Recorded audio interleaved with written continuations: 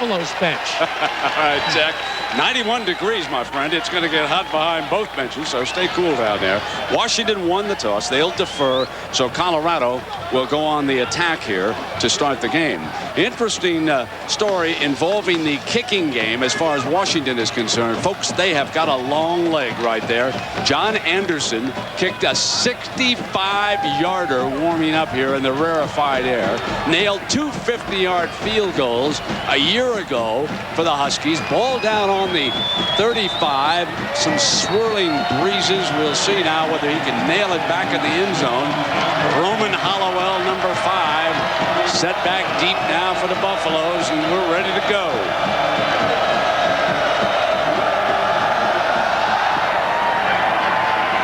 To the corner, got the end zone, and coming out on the 20. Like I said, folks, a dandy. So Bobby Pesavento moved here from a junior college, and we asked him your goals today in your first series against Washington. We want to move the ball. We want to come out and, pressure them right off the start. Maybe hit a big play, get a big running play to break or something of that sort. But we just want to move the ball down into their zone on our first drive and get points. So here is Bobby Pesavento. Grew up in Indiana, was at Miami of Ohio, transferred to a junior college. The wonderkin, Marcus Houston, deep set in behind him. Here comes motion. Barnett will show motion all game long. And it is the wonderkin on a cutback. Houston to the middle of the defense for a couple of yards. We take a look at our Chili's starting lineup. Tom Ashworth, converted tight end for the Buffaloes, the highest graded offensive lineman so far. Houston we've already seen in action. We'll see him all day. This offense also features fine tight ends. Daniel Graham will be there. Javon Green is the go-to wide man. Scored a touchdown down in the Coliseum in Los Angeles a week ago. Second down coming up. They need 7 yards. Pesavento's first throw of the game. Hit as he releases, complete for a first down. Hit on the release, Gary. He barely got rid of the ball. Washington was in man coverage there, but enough time to get the ball out to the side, outside. Washington would love this, Brent. If they could put pressure on Pesavento without a blitz, they're going to like this early part of the game. Eric McCready made the catch, but there was pressure from Jeremiah Farms coming. It was an 8-yard gain, and the Buffaloes moved quickly to a first down. And with the fullback set in front of Houston, and not much doing there, and Farms closed hard. Number 4 is alive, along with Hakeem Akbar coming up in that safety spot. Larry Triplett, keep an eye on number 70. Now playing in that nose area for the Huskies. They'll try to put some heat on the guards of Colorado throughout this game. Darrell Daniels had a fine game against Miami. And Ben McDavi moves into the starting lineup. And Hakeem Akbar, we just watched him. He's the ringleader of the secondary. Second down and still 10 yards to go for Pesavento. Under pressure against Farms, snaps it off, looked real good. That was the motion man slanting out. John Minardi on the play. Had to throw hot that time. Washington comes with an outside little kind of a rub-off blitz that time. Colorado had the right plan, but then you can see the game plan starting to emerge for Colorado. They want to throw that ball quickly in the short areas against the linebackers of Washington. They feel they have a mismatch there. Pesavento, early in the game, looks poised. First start, doesn't seem to be any noticeable butterflies. He's been under some heat from the Huskies, too. Steps away from pressure. Not going to get a first down, but making the most, is he? It's going to be there.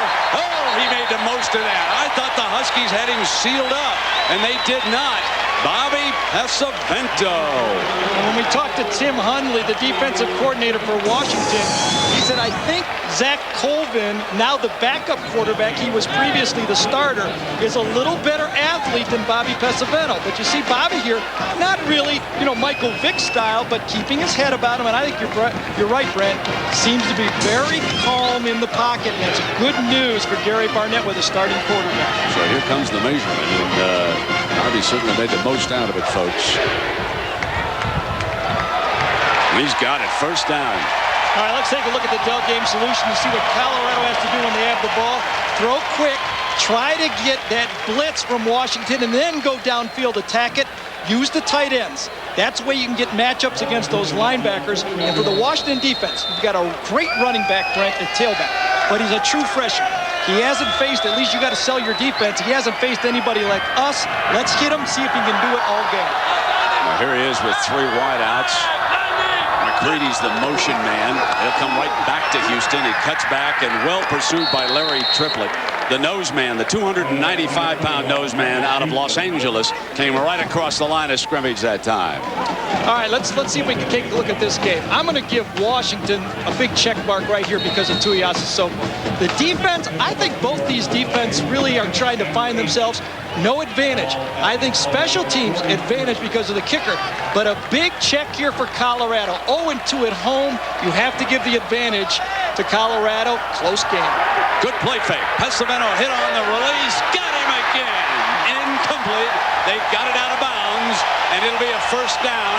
I miscalled it, but that was a coach down there calling it about the linesman. He had the completion to John Minardi, and I cannot tell you how impressed I am in the early going by Pesavento under pressure. Yeah, Larry Triplett again. This is about the 3rd time Pesavento's been hit as he let go of the ball. Triplett, defensive end last week. Look at that great footwork, getting out of there, getting on the quarterback. That'll pay off later in the game. The catch right on the sideline, brings it in, left foot. Right there. Good shot. Now we've got a shoe off of Houston. He has lost a shoe. He lost a glove. Now a glove, picks it back up, got his shoe tied. Right Time running down, quick hit, Pesavento, and it is incomplete. Jackaroo, I understand that we have a communications problem, my friend. Yes, indeed, Brent. When the teams came out to warm up, Washington discovered that their headsets didn't work back to these guys up in the booth. And the Colorado Buffaloes have decided, as you can see, to take their headsets off as well. There's no rule that requires this, Brent, but Gary Barnett, I guess, indeed, has buried the hatchet. Kind of the honorable thing to do. Yeah, indeed. And he told us yesterday he'd been kind of stubborn about Rick Neuheisel, and certainly Gary wanted to put it behind him, and I think he has. 2nd down and 10. Here's the handoff. Houston squeezes, breaks, battles. 1st down. Penalty flag comes flying late on the play. The field judge threw the penalty flag at about the 25-yard line. An impressive looking freshman.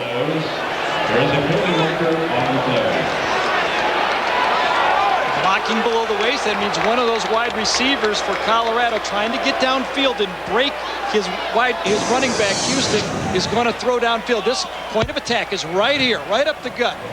Good blocking. Fullback gets a run coming around the corner right there. Justin Bates gets one. And there you see the tailback, right? When this guy falls forward, that is a great sign.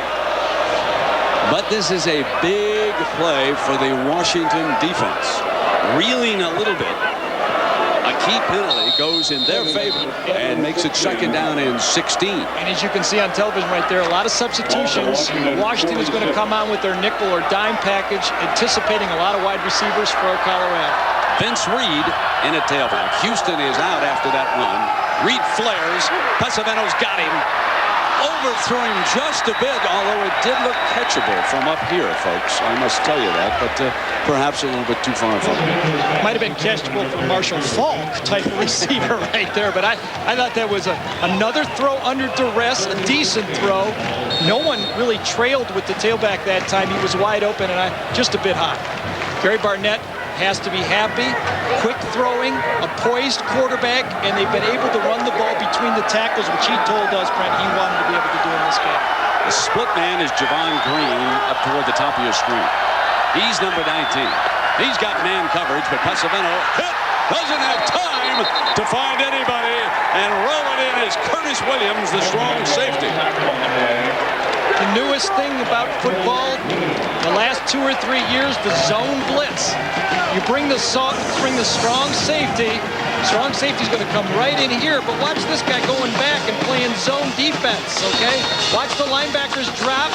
Zone defense, bringing a strong safety, very, very difficult for colleges' offenses that only get 20 hours to work on. Jeremy Flores back to punt. High snaps in practice. This one well down.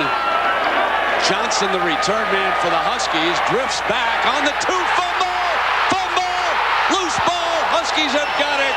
in the end zone. Touchback. And it'll come out on the 20-yard line. That's his Coach, that could have been a touchdown. I believe he had possession of that one, although they might have called him up on it. Yep, that would have been a touchdown, but the impetus of the ball put it into the end zone, so it'll come out to the 20. Alexander, number 3, the freshman, saves the day for the Huskies. Big mistake catching that ball, or trying to catch the ball, I should say, inside the 10-yard line. Could have been a disaster. Just your ordinary start to a college football Saturday. Timeout, folks. Then Dion gets the cheer. Look at him. He wants it. He loves it. And some booze. He's a showman. He is a showman. At Washington, Rick started 0-2, but the Huskies have won 9 of their next 11 games under his leadership.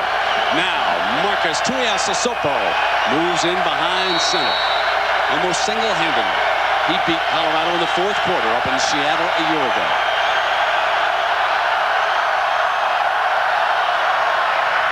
They'll run the tailback. Paul Arnold, the sophomore, slant. And we had a chance to ask Marcus in Seattle, or Jackaroo did. How about the first series, Marcus? We have to go out and make plays because we need to, get that crowd factor out of there. And if we can make plays, that usually is the common answer. Especially away from home, they're going to be loud and crazy. Loud and crazy they are. But he has to be very happy with Arnold's production here on the first couple of plays. He barges straight into the production. Gary, I'm impressed with how hard Arnold runs the football as we take a look at our Chili's lineup for the Washington Huskies. Chad Ward, all 4 years he's been a starter in the offensive line. He is a good one up there for him. Jeremy Stephen, big-time tight end. Huge target for Tua.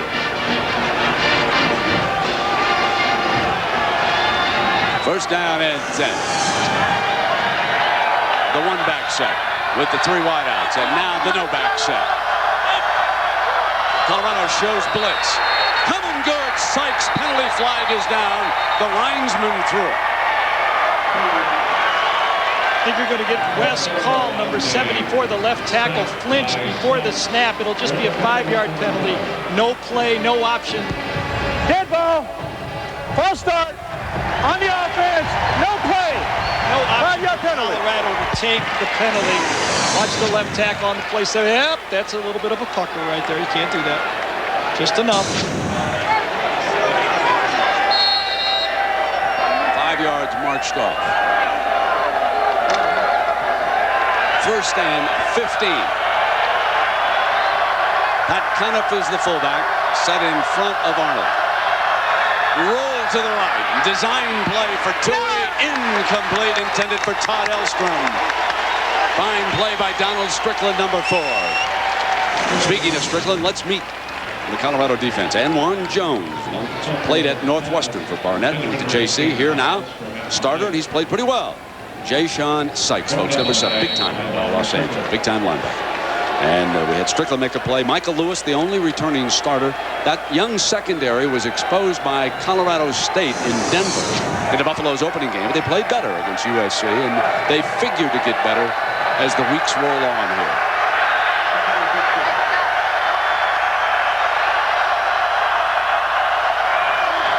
On 2nd and 15, good time.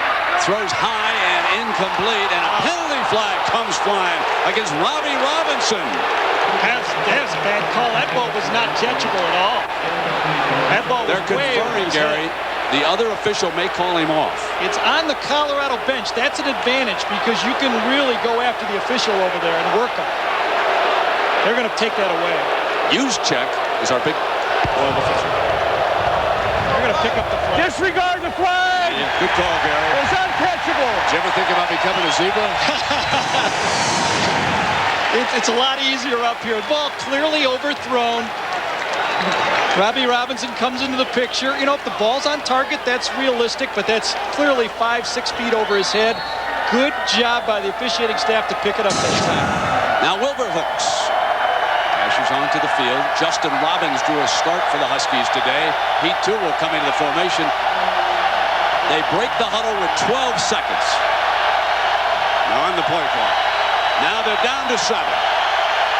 Crowd making it tough. Tui is back in time. High, got Robbins. Oh, what a hit. But Robbins hangs right on near midfield for a first down.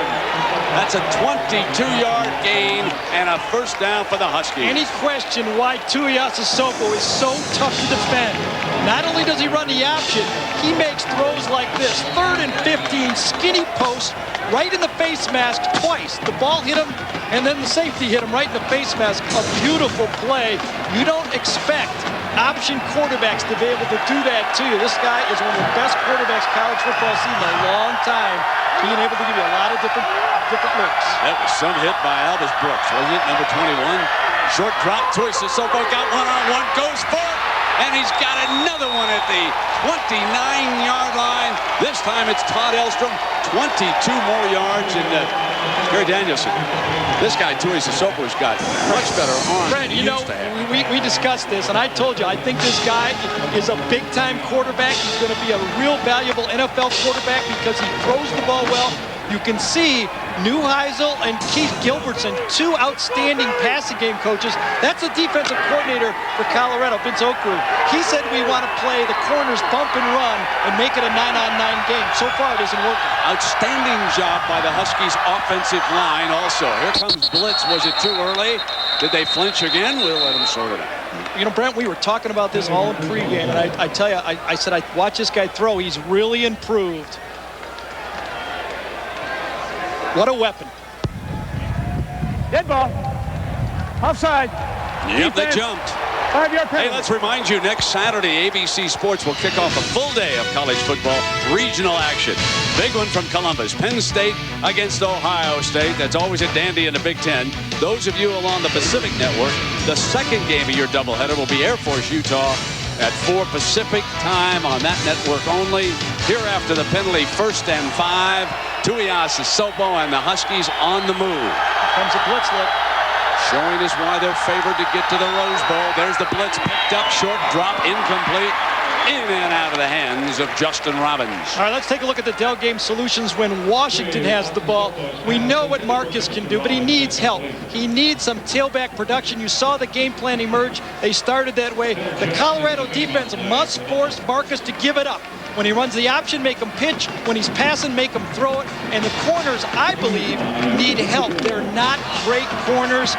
I know the game plan is to play bump and run, but I think the safeties have to give him some help. 2nd and 5. Will they come back with Paul Arnold? He ran hard.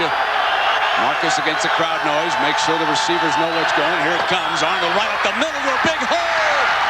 Touchdown, saving stop at the 5-yard line. A great call against the blitz. Robinson hanging on, but a wonderful call. Anytime you blitz, those safeties get out of the picture because they're looking at the men they're trying to cover. Watch them hit the blitz right in the mouth as it come up right here. They're going to get a guy coming right up the gut. There it is. Fullback makes the block. Conniff. Arnold's in the secondary. Where's the safety? He's covering someone on that play. They're trying to put pressure on Marcus. They are exposed in different areas. Gilbertson's doing a great job of finding those areas. 17 yards on the Arnold run. And Husky fans, I can hear them from Seattle about the way he's running. Come right back with him. Here he comes. Show what he can do. Fumble. Oh, my. He turned it over on the 1-yard line. The sophomore from Seattle, who is off to a brilliant start, turns it over, and it will be Colorado coming out. We talked about Marcus Houston being a big-time recruit that was landed here in Colorado. Well, Paul Arnold was a big-time recruit a year ago. This one, just a little extra effort. You're going to watch. Arnold is going to try to switch the ball and place it across the line. Watch this. He gets hit, and he's going to try. Actually, it was just a great play that time. Popped out of his hand by Donald Strickland. Donald Strickland makes the play. Oh, boy, that's just disheartening. Disheartening for the way he had played, the way the Huskies moved the ball. I can hear the Washington fans again. Oh, so can I. But, you know, just moaning over that one. Now coming out, the Husky defense will try to tee off. Oh, now this is Houston diving out to about the 3-yard line. Graham, number 89, the lead man, the tight end on that side, keeping it real conservative here. Colorado not wanting to take a chance.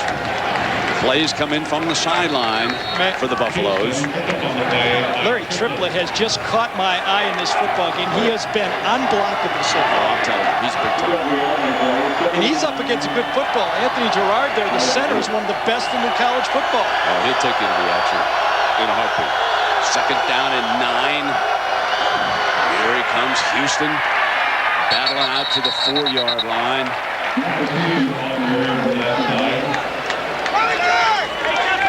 Anthony Von Tour, one of the DBs, up to make the hit for the Huskies. Number 23 right there on your screen. See, I think Gary Barnett is running this right now. They dodged a major bullet getting that fumble. Run the ball. Let's not turn the ball. Punt the ball if you have to. Don't do anything stupid right here. We are backed up on your own end line. 3rd and 7. Got one-on-one. Goes sideline, incomplete. And he overthrew Green. And there is a penalty flag. I think there's going to be holding on the other side of the field on one of the wide receivers where the ball was not even thrown.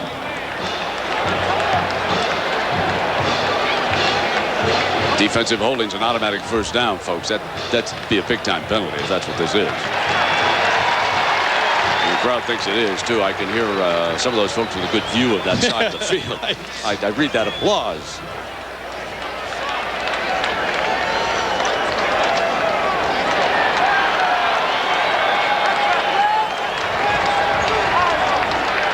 Two breaks in the football game, both have gone towards Colorado. Holding. There's the holding.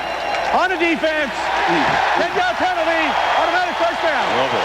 You always want to wonder, why would a DB make a holding call on the other side of the field? Well, he doesn't know the ball's not coming his way. He's got his back to the quarterback, and he's just dying out there trying to stay with his guy, and he grabs a hold. So here at Folsom Field in Boulder, excitement. Times Square Stadium back in New York. He'll be bringing us all the action throughout the afternoon. John Saunders will. First down and 10. That's Savino. He's 3 of 5 so far. Going right back with Houston, the freshman, and Triplett just dove across that line. And speaking of John Saunders, let's check in with him. John, what you got, my friend? Brent, thanks a lot. All day long here we'll have the scores and highlights from Times Square Stadium. The number 2 team in the next 18-0. Brent. Yep, Knowles were a little sloppy last Saturday night in Atlanta. Figured to come back. Great fake by Pesavano. On the roll, bought himself some time. Hit the underneath man, went to his tight end, Daniel Graham, the big timer for a first down, a very well-executed play. Smart, because with a lot of pressure on Pesavento, they brought him out of the pocket. College football on ABC brought to you by Dodge. In a perfect world, everything would be different.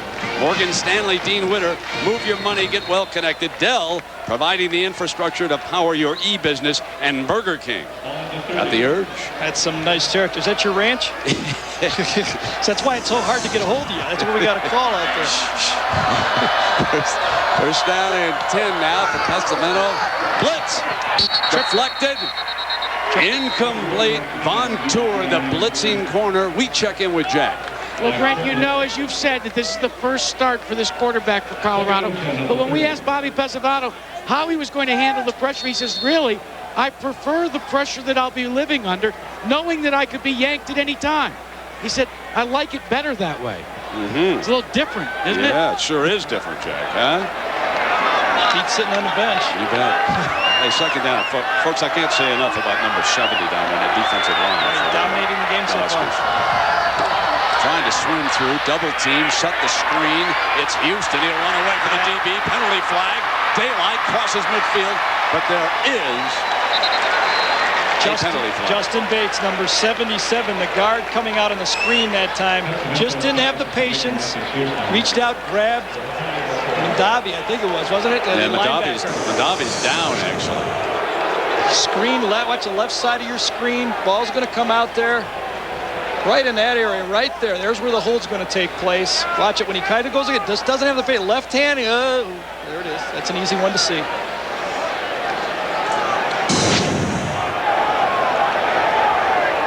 The September sloppies in college football, if you will. You know, we've been talking about Larry Triplett, the nose man for Washington. Watch number 7. Down the line. Hand fights. He went for 2 blockers that time. The pass deflection. Doing it all.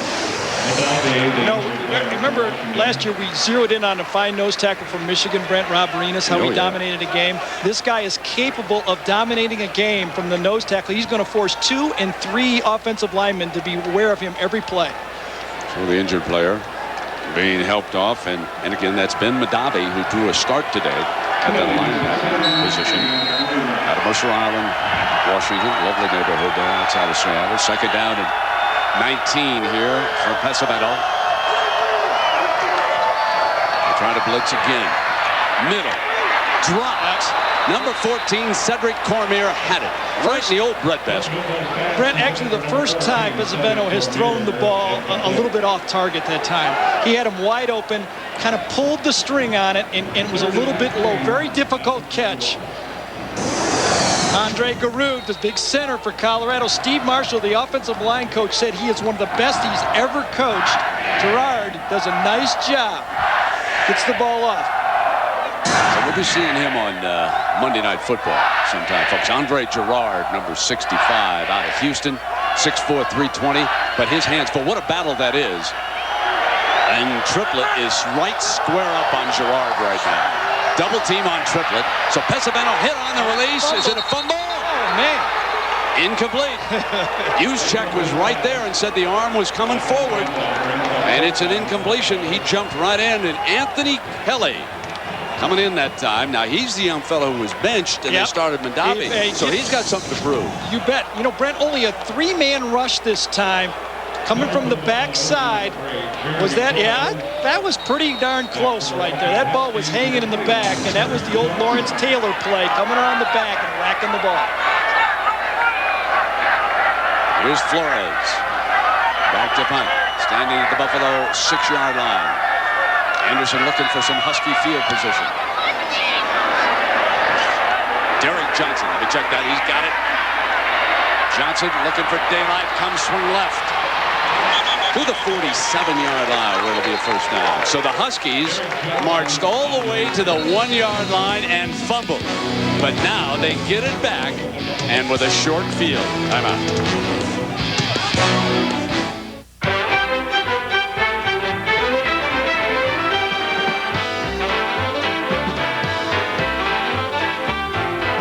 Presenting the best minivan ever. The only one available with power sliding doors and a power hatch. Nothing else is remotely like it. The all-new Dodge Grand Caravan. Different. In the world we're born into, being smart doesn't necessarily make you a financial success. Neither does being pretty, neither is being talented. There are brilliant failures and there are successful zeros. Having money isn't a matter of good or bad. Having money is a matter of putting your money in a better place. Morgan Stanley Dean Witter. Move your money. Get well connected. Welcome to figure drawing. Let's begin. Do you have our supplies? Oh, yeah.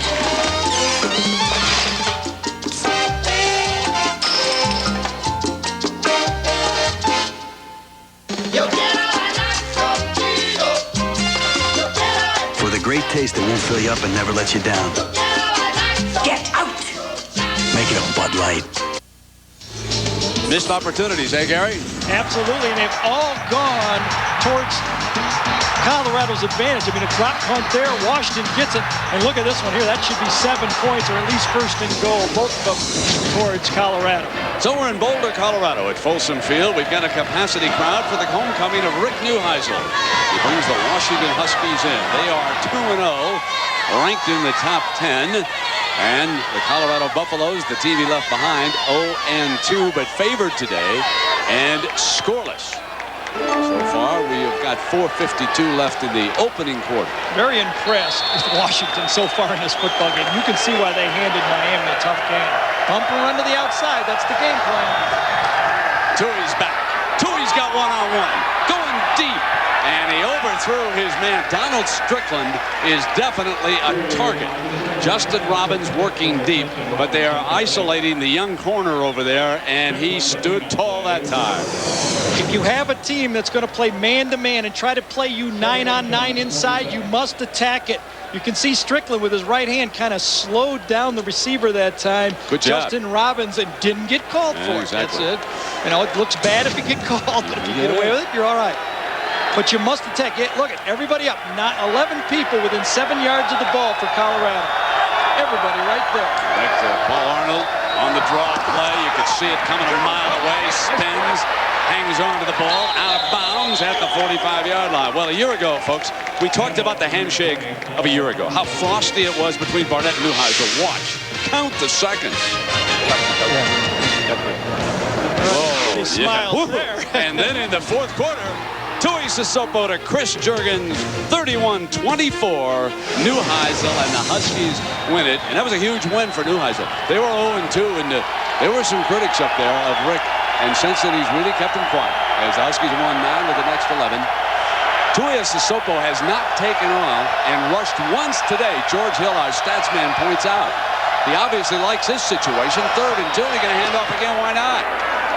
And there is Paul Arnold. Let's talk about Paul Arnold, how important it is to get him back into the rhythm that he enjoyed prior to the fumble. Well, there is no doubt when we talk to all of the Washington coaches, the main message, the theme of the week is Marcus needs help.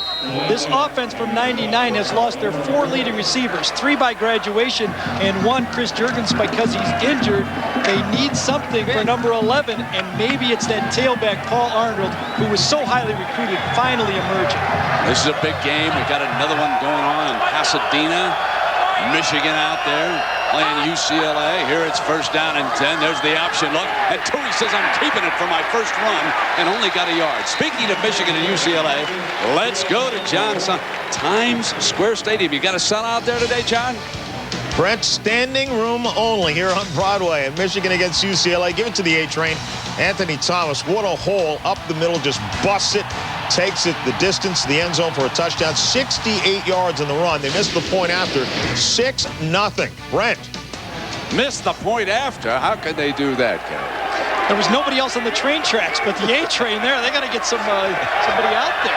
2nd down and 9. Tui short drop slant. And it was right into the arms of Elstrom, wasn't it? Todd Elstrom was right there. A perfect throw. Kind of tough slant, but he got it right in the bread bench. Hey, Monday Night Football, folks, you ever think you'd see Deion Sanders in a Washington Redskins jersey? How can this be? Bruce Smith coming off that tough loss in Detroit. They got to bounce back against the Dallas Cowboys, 9 Eastern time. Now, Rick Neuheisel started off as a coach tutoring one Troy Aikman, who will not be able to play Monday night. Randall Cunningham steps into the breach for the Dallas Cowboys against Washington. A tough spot. 3rd down and 9. Tui Sissoko back in a sprint up the middle of daylight. Across the 30. That should be a 1st down for the Huskies. Michael Lewis, the strong safety, makes the stop. There you look at it. Only player. It's kind of almost inconceivable to do that, isn't it? I mean, 200 yards, 300 yards. And the other factor in this guy is his size. When Gary Barnett talked to us about him, he says, you know, we defensed them. We were there. He just broke tackles against us. And this is a major running back when he's carrying the ball. And as you say, I've always been high in his throwing, but he's improved it from where I've seen him a couple of years ago. So Neuheisel's offensive coaches, headed by Gilbertson, now go with the double tight end. They use a little muscle here. 1st down against the Buffaloes. They balance off the line. Colorado tries to blitz, get through, and Marcus burns it again. Randy now late pitch to Arnold. Oh, the magician pitches it out for a 1st down. Would you believe it, folks? Right then, Marcus knew he had Paul Arnold in the spot. He just trusted it, made the pitch. Now, if it doesn't work, right, Brett? We all say, what are you doing? Marcus, just take the positive yardage. But the option works, because he comes down to the line of scrimmage, turns upfield and says, I'm going to gamble a little bit. Hello, Sports Center. Barely even looked because he knew the running back would be there. 16 yards. Not pitching carry. 1st down and 10. The Huskies challenging inside the 15. Braxton Clement, number 29, into the backfield. Gets the call. Middle's open. Oh, that's a soft middle. Soft middle.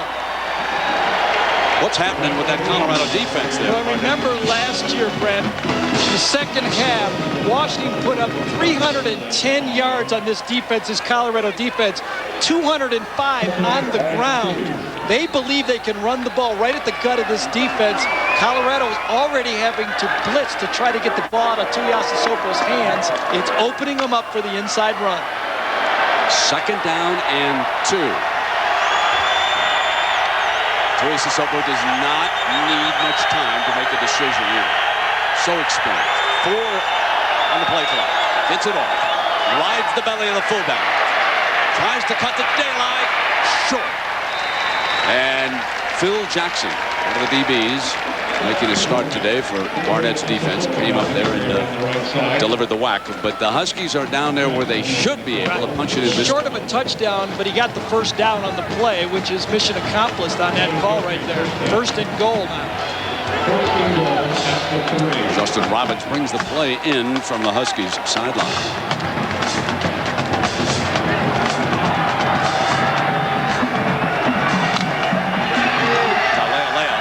In a defensive tackle for Colorado, number 95. They'll try to penetrate up front. Still only 4 down linemen here against Tui. Handoff slipping, and as a result, Clement probably didn't get it cleanly as Marcus was going down on the handoff. Marcus got his foot stepped on when the splits of all the linemen get tight. See how tight they are from here to here? What happens is the quarterback's foot gets stepped on you. That's exactly what happened. That time was Matt Graves who stepped on the quarterback. When you're down there in goal line situations, you have to tell your quarterbacks to get their feet clear of the center. It happens a lot. Second down. Ball is at the Colorado 3-yard line. I like the kind of a bootleg now. Run pass bootleg. He's coming down option look. They're going to try Clement again. And that was fine defense that time by Michael Lewis, who kept the pitchman right in his sights. He did not bite on the quarterback, and as a result, nothing doing for the Huskies. What is the scouting report, though, for Washington and the option? Over 400 snaps last year for the Washington offense. Only 60 were options. But Vince Okru told us that Colorado said most of them come in the plus territory. From the 20-yard line in, we're going to look for the option, and they're getting it. And they're stopping it pretty well. Big play. Both sides. Third down and goal. Washington elects to spread the field. Colorado blitzes. Deflected incomplete. It's 4th down, and it's field goal time for Washington. The field goal unit trots onto the field for the Huskies as Walrus, the drop backer, makes a fine play for Colorado. It looked to me like Marcus mishandled the snap again and didn't get his proper snap, depth on the pass. He bobbled it, and everything came up. Let's see if he bobbles it. Yeah, look at this. Look, see, that's what happened. That's what threw it off. He didn't get deep enough, and that allowed the rushing linebacker to make a play. John Anderson. This is a chip shot. 22 yards. Hit a 65-yarder warming up. Puts him up 3-0. So Washington leads it by 3, but folks, they could be up by 14, couldn't they? Timeout. This is pretty basic. It just says that you, the Backstreet Boys, agreed to provide Burger King with an exclusive new video, yada yada. And what's the yada yada? A little commercial. Forget it. We don't do commercials. Not our style, man. We wouldn't even do this for lifetime supply of free Whoppers. All the pickles on the lettuce, special orders, don't upset us. All we ask is that you let us serve it your way. Does that rock or what? The new Backstreet Boys video with exclusive footage is only at Burger King. Just $2.99 with any tasty value meal. Have it your way. A punting situation for Colorado, folks. And in the pregame warm-up, Neil Hannafin, who snaps the ball with one hand, had difficulty. Yeah. He sorted over Flores' head during pregame warm-up. The last one was a little low, Gary. Yeah, but see, he's got a sweaty hand. You only have to dry off one hand, though. There's an advantage. If you dry off the right hand. So watch this. Haven't seen this before. Yeah, watch this snap. Be right on the money. Flores standing back in his own end zone. Oh, perfect. Yes, indeed. Derek Johnson driven back inside the 35. Right back to the 44-yard line. Well, we had a chance to ask Coach Gary Barnett of Colorado about being 0-2 with this year's team. Here's what he said. In reality, we are a good football team, and we're a better football team today than we were a year ago. And we have, this is a team that's got a great work ethic. It's really a blue-collar kind of team, and you know, we have not played smart. Our inexperience has really hurt us in the first 2 games, and as a result, we're 0-2.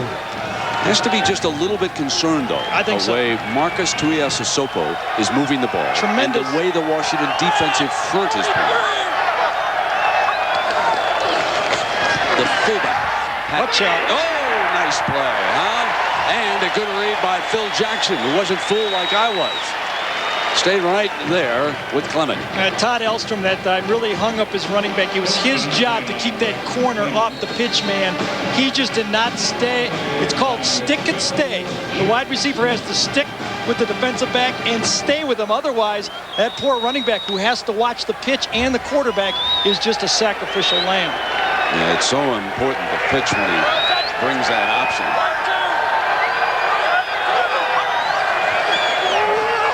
He drops off it this time. Hit, hangs onto the football, and he is sacked. Great play by Andy Peete. We talked about the pitch. Let's go to Gary's game notes.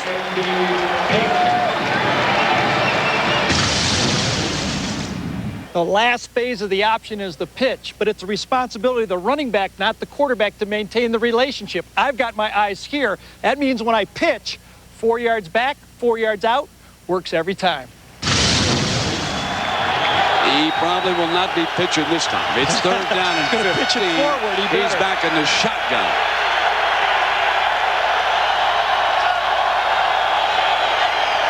Offensive line.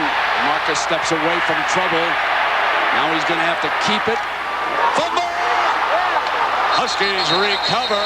Elliott Silvers, who missed a block to start the play, showed good presence to come back on the play and recover the fumble.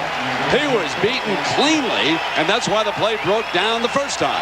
Well, if you don't have anything to do when you miss a block, you might as well look for the ball, right? Silvers was cleanly beaten on the play, and then Tuiasosopo again trying to make a big play out of nothing. You're going to have to live with a couple mistakes by Marcus because he's trying to make a first down on every snap. He never gives up. Ryan Fleming punting for Washington and Little Hollowell. Back to see if he can dance and make everyone forget Ben Kelly. Out here in Boulder, what a return man he was.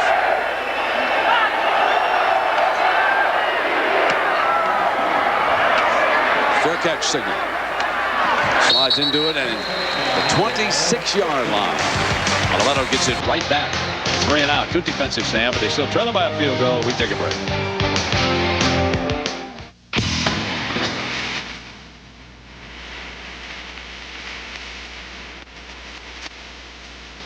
How did Burger King get exclusive Backstreet Boys music? Simple. We wined them and dined them like only we can.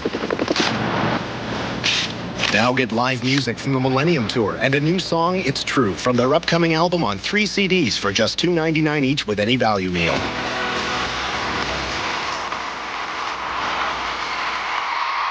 John, you seen that? Oh, you good? Yeah. You're the best. You guys hungry back there? Is this tuna? Got it. I wouldn't open that. Oh, hey. He opened it. Guys, just get some beer. Pickle. I got the ice house. All right. I'll be right back. Don't touch that. Okay. Fellas? Frosty called Mom. Dinner party, Ice House style. Because sometimes all you need is a smooth, never watered down taste of Ice House. Enjoy. Mark, why is Grandma eating off the ironing board? Why not? This is a kitchen table, not a desk. It's both now, and Dad's got a schedule for that. Dinner's at 11. Ish. Marky, go work in your room. There's no desk up there, and I can't stay awake. I just get in bed, it's like, out. Would you like a room with a nice big workspace? Great. What's this look like? A Holiday Inn?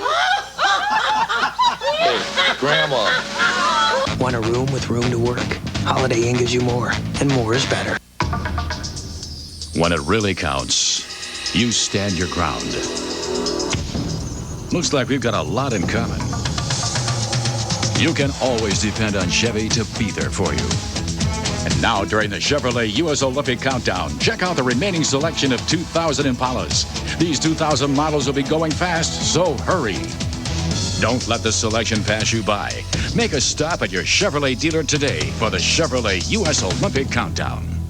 What's it take to be a wrestling superstar? This school teaches the tricks of the trade. You want to body slam your way to the big time? We'll show you what it takes. 2020 Downtown, Monday. The young guard Carl Alice with his hands full across the line. Number 70, Larry Triplett, a sack and constant devastation already today. Houston bangs off the first man, moves the umpire and the rest of the pile for about 9 yards, and that's a tough run for the freshman. Now you got to believe Gary Barnett went and challenged his offensive line and said, listen, if we're going to be able to throw the ball eventually in this game, we're going to have to establish Houston. We got to be able to run that ball right up the throat of this defense. Here it is. Watch the acceleration. Good block right there, man on man. They're two best players on the field right there, maybe. And look at that acceleration from that tailback. He's got some talent.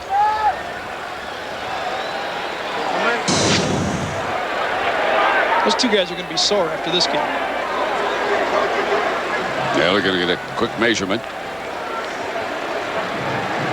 Let's check in with Jackaroo. Jack? Well, Brent, Marcus Houston may be a freshman phenom, but according to his dad, Herman, it wasn't always that way. In fact, when he first started in athletics and in football, Herman said he wasn't much of an athlete. The quote from his dad, he was horrible. He said the only goal that Marcus had was snack time after the game. He said he was always first down with the Twinkies. He's refined that sugar. Here it comes on the handoff, and he was hit quickly by Farms. We get another update from New York and John Saunders. John? Brent, it's the Burger King update. Purdue against Notre Dame. 2 seconds remaining. Nick Setta from 38 yards out gives the Irish the win against Purdue. 12th straight time they've beaten them at home. 23-21 final. Brent. Gary Danielson would have won that game. I told you I've been there before.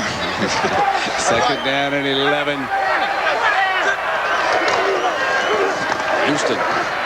So the strategy now is to run it, Mr. Triplett. See if they can occupy him that way. And Willis, linebacker, number 6, makes a stop. And you know, Bill McCartney won a national title here, longtime head coach of Colorado. We were looking through the guide and we said, how many of Bill McCartney's assistants have become head coaches? And we said, that sounds like a real good Aflac trivia question. So here it is, folks. How many of McCartney's assistants here at Colorado have become head coaches? Think about that. We'll have the answer for you a little bit later. Third down. Double team Triplett. Hit on the release and a beautiful catch by Green, who hangs on. First down at the 41-yard line. Bobby Pessimento showing great courage and a 17-yard gain. Run the ball a little bit. That's going to get those defensive linemen on their heels. This is a well-conceived play by Colorado. Did a little motion that time to this side. 3 guys over here. 1 guy to the top. Watch the slant. You got 3 receivers to one side. Throw the matchup with Green to the other side. Right between the 1 and the 9. Fumble! I think he got it back. Second down coming up. Quarterback exchanges have been a big story in this game so far. There's a stat that Triplett will never enter the books, but being right on the nose that time, and we talked about that, Brent, if they would put him over the freshman, but I think he's more effective right over the center. And Gerard may be rushing a little bit. Houston trying to angle away, and he's picked up by Daniels.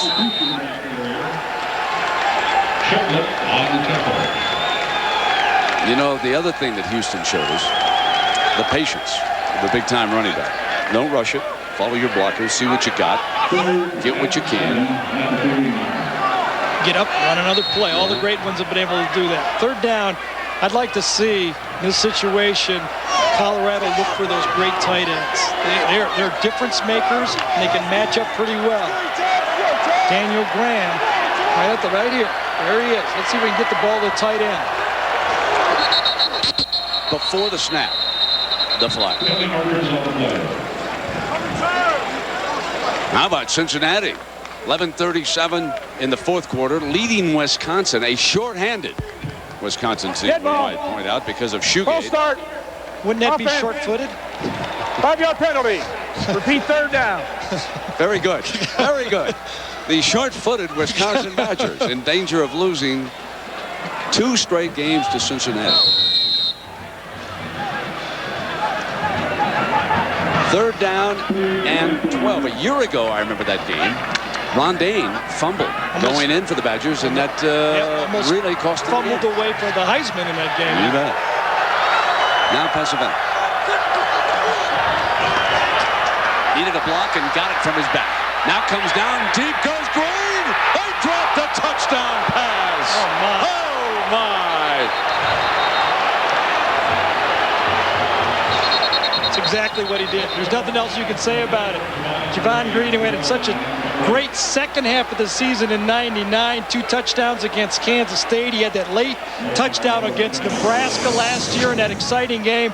This one should have been 7 points. We've been saying that a lot in this football game so far. Should have been 7 points, but can't throw it any better than that, especially with a quarterback who's been with the heat all game, delivers it out of the pocket right there. They cannot afford to be losing linemen. That is big Andre Gerard. And he's going to have to leave. He has been in the middle of a war down there against Larry Triplett and friends. Looked like the way he was, it was like his left shoulder that was bothering him. Oh, my.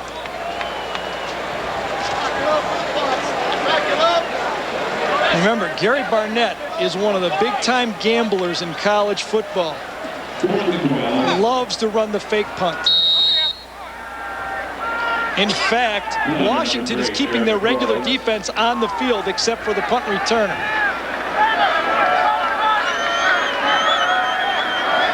They used the fake punt against SC successfully, so Washington's pretty aware of it. And Flores. It's a good bounce, but again, as Gary pointed out, holding on Triplett. Like I'm telling you, Triplett just cannot be stopped. Is this guy going to last? In the rarefied air right here, this guy can't last all game. What effort. They're going to punt it again.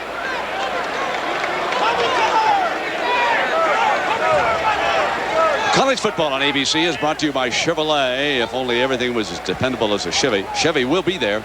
Aflac, without it, no insurance is complete. National Car Rental. So what are you waiting for? Let's go. And Chili's. I want my Chili's baby back ribs only at Chili's. Well, Triplett caused havoc last week, Brent. We watched the film against Miami. 2 sacks against Ken Dorsey. Out of Westchester High School in Los Angeles.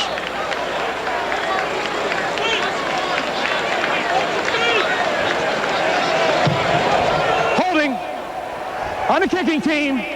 10-yard penalty from the spot of the foul. Repeat fourth down.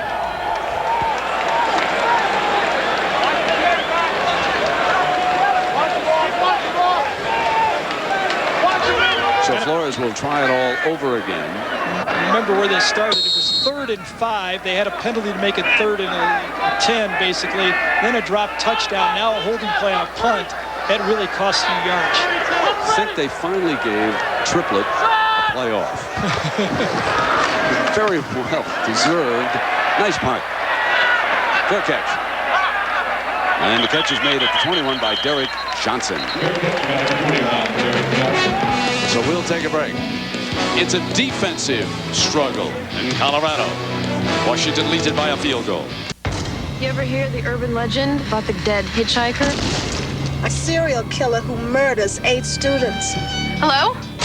What's going on? How'd you hear that? You don't think it was real? Not enough blood. Whoever's doing this is gonna come after you again. It's just an urban legend. Urban Legends Final Cut. Urban legend, Maya. Rated R. Opens everywhere Friday. 21, 22, 23, 24.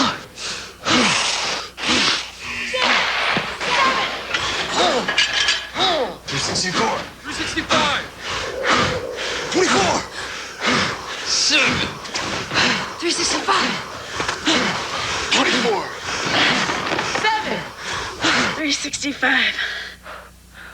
Chevrolet, supporting U.S. Olympians 24/7, 365. So Andre Gerard took a blow above the right eye, receiving a little attention over there, but the way he's talking to the coaches indicates that he will be back, and Colorado desperately needs him. And this first down and 10 now for Tui Sissoko and Willie Hurst, the third tailback used by the Huskies here today. The call and the middle ready. Palele makes the stop. We check in with Jackaroo. Well, Rick Neuheisel kept his entire squad in Denver at a local hotel by the airport. There's only one problem. The airport delivers the Denver Post. All the players woke up this morning to see this quote from Jay Sean Sipes. So they're not playing today for their coach. They're playing to prove to Jay Sean that they're not average. So there is Sykes. Yeah, that stuff, and I mean, everybody loves to read that stuff, but I don't even think these guys notice that stuff anymore. We like to talk about it. But Second 5, Conniff, first down, Washington. This is an everyday occurrence now. You've all grown up in this stuff, playing, hearing people talk on both sides of the stuff. Michael Lewis on the tackle. Michael Lewis shaken up. He is down. That was good for a first down for Washington. You know, the defensive co-coordinators are certainly a story here in Colorado this week. Vince Okru over there on the sideline, and his very good friend Tom McMahon in a hospital and had a lung removed. They went in to take some cancer out. I spoke with Marilyn, his wife, and Tom in the hospital today, and boy, it's amazing how strong he sounded. And we're gonna chat with Tom a little bit in the second half about how things are going on. And folks, to show you what kind of a guy he is, he said, "Now, Brett, under no circumstance do I want to be bigger than this football game." I said, "Coach, don't worry about it." But certainly Gary Barnett and the rest of his friends sent along their best wishes. I know some of them down the hallway even berating those nurses so they go and talk to Tommy down there. But you know, Michael Lewis is one of the players who was most close to his coach McMahon, and those two were very, very tight. So Brooks checks in, replaces Lewis, who will come back, we hope. He appear to be serious, and Tui Sissoko going nowhere. On the quarterback draw, he is headed nowhere. You know, we've had a couple of big mistakes in this game. It's 3-0, and Gary Washington made the first one. They did. This was Paul Arnold driving in which should have been a touchdown, drops the ball. Colorado survives, and then a touchdown for Colorado. This is right there. That should have been 2 touchdowns in this football game already. 3-0. Low scoring, good sound defense. Neither team missing a lot of tackles. Second down and 10 for Tui and the Huskies. Here's that all-out blitz, and did they get across too fast? They have done that once already today, and were penalized for being offside.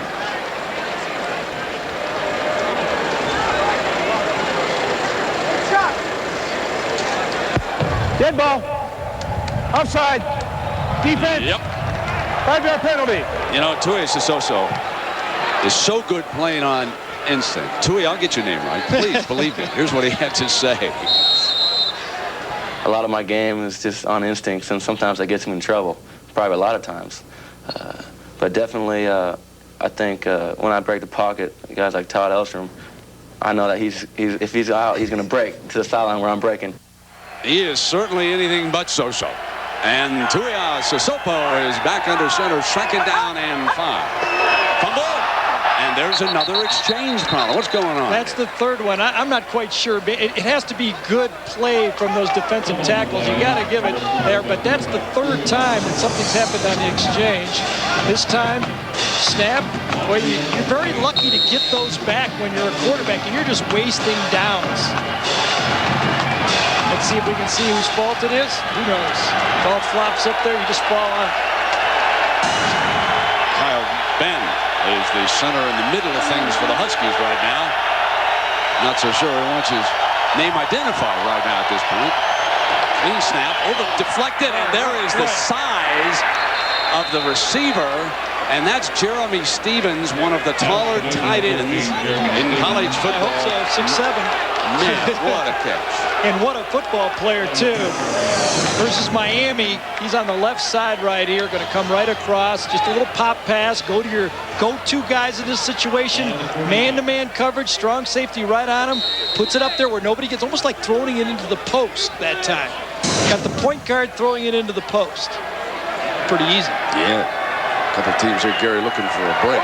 First down and 10, ball at the 45. Man-to-man coverage outside again. Hammer and tong warfare going on between Washington and Colorado. That option look, nothing. Eaten alive. Tyler Brayton, the defensive end, in on that play against Marcus. See, that's the type of play you have to have. One of your guys has to beat someone. You get out to the outside, it's one-on-one, unless one of your defensive linemen beat an inside block. This time Brayton, number 99, beats an inside block. All of a sudden, the cutback lanes are not there. That's the defensive scheme. If you're going to play quarterback, you're going to throw the ball. Hey, what's a hit? You're going to get hit. A hidden hit. That's one of my new ones here. That means you're hit after you get either pitch it or throw it. That's the one your mom sees, nobody else. Second and 10. Boom. Middle. Again, Stevens first down at the 35-yard line. How about that 20-yarder to the tight end? In college football, you see a lot of bracket coverage. What that means, Brendan, is the safeties help the corners wide. You almost double team those two wideouts. But when you have a weapon like this, a tight end, that forces one-on-one out coverage outside, but you have to establish it. Again, that was not a missed throw. Marcus is trying to put it up there where his tight end can get it, and he's comfortable. He's got a big rebound. He's out of Olympia, Washington. Stevens is River Ridge High School. First down and 10. Here's blitz. This time they're not offside. Roll hard right. On the move. Broken up beautifully, and he's incomplete. He dropped it. Incomplete. Hit the ground. And a heck of a play by Phil Jackson, the young DB. Phil Jackson is kind of handling Justin Robbins right now. Justin Robbins, number 80, is a freshman. Top of your screen. Ball is slightly behind. You see Robbins have to slow down, but the ball lands on the ground. You see the bobble right there. Good call. Good call. Robbins in a one-on-one coverage should be able to beat that defensive back. Second and 10. Remember, this defense, this secondary was burned by Colorado State. Big time.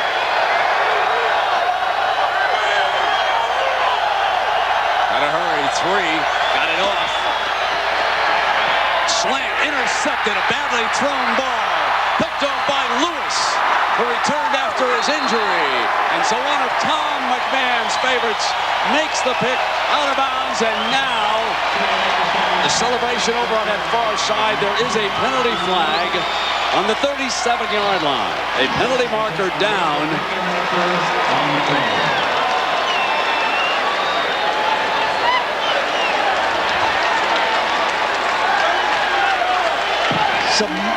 Brent, this is a mental mistake by the quarterback. The tight end stays in the block, and that means, as you see it right there. Rick Neuheisel is telling Marcus, we went max protection. We kept the tight end in. That means the guy covering him. Here's the tight end, and here's the guy that makes the interception. When he stays in blocks, this guy frees up. Watch what happens. Tight end stays in his block. He says, okay, my man's blocking. I'm going to just back up and play free safety. Marcus forgot to account for the guy covering the tight end. That's his fourth interception of the season in less than 3 games. First down and 10. A couple of bad ones late against Miami. Allowed the Canes have a late chance. Here comes Houston. Big timer. 8 yards. And we now send you to Times Square Stadium in New York and John Saunders. John? Brett, remember last year Cincinnati beat Wisconsin. Ron Dayne had a big fumble in the game. Well, they can't blame Ron Dayne today. Here, Deontay Kenner, 51 yards to Ray Jackson to break a 13-13 tie. They missed the point after, but Cincinnati leads it 19-13. Brent. Yeah, but John Fletcher's not playing today, and Houston could not get the first down. Houston attack. Now, remember our Aflac trivia question? How many of Bill McCartney's assistants have become head coaches? Assistants here in Colorado, folks. The number is 9. Would you believe it? There they are. Gary Barnett and Rick Neuheisel, who are here. There's the rest of your list, some fine coaches. But let me take you back now to my colleague here, Gary Danielson, because McCartney was your offensive coordinator in high school. Now, why has he turned out so many Well, times? I think, first of all, he's a great inspirational coach. He knows how to recruit, and he not only talks players into coming to Colorado, he talks presidents into hiring his assistant coaches. He's good at it. He's a good salesman. He is a passionate guy, I'll tell you. Yeah, well, you started a religion, didn't he? I mean, that's a good salesman, but you can start a religion. Yeah, that is. He's had some good hires, and then he went out and he won. He turned this program around, and people are after those type of coaches. Yeah, that excellent group of football coaches. First down and 10 for the Buffaloes. Play fake. Pesavento wants Green. Can he break free at the end? No. Did not have that burst, and he was extremely well covered by Vontour. Anthony Vontour did a great job. It was a stutter and go, trying to pick up a touchdown on the play. Wide receiver comes down, stops at about 6 or 8 yards. Watch this. Come down. Boom, boom, boom. Stop. Look back. Actually, Green did not look back at the quarterback. He didn't sell it. You know what? I think both these teams are hurt big time by not having the telephones working to the assistant coaches upstairs. Brent, most of the coaches, the assistant coaches, the decision makers are on the sidelines for these two teams, so I'm not so sure that that's the case. Well, let me disagree with that. Hollowell goes out of bounds. The decision makers, yes, but the position seers are up here. They can see some of the subtle adjustments that are being made from up on high.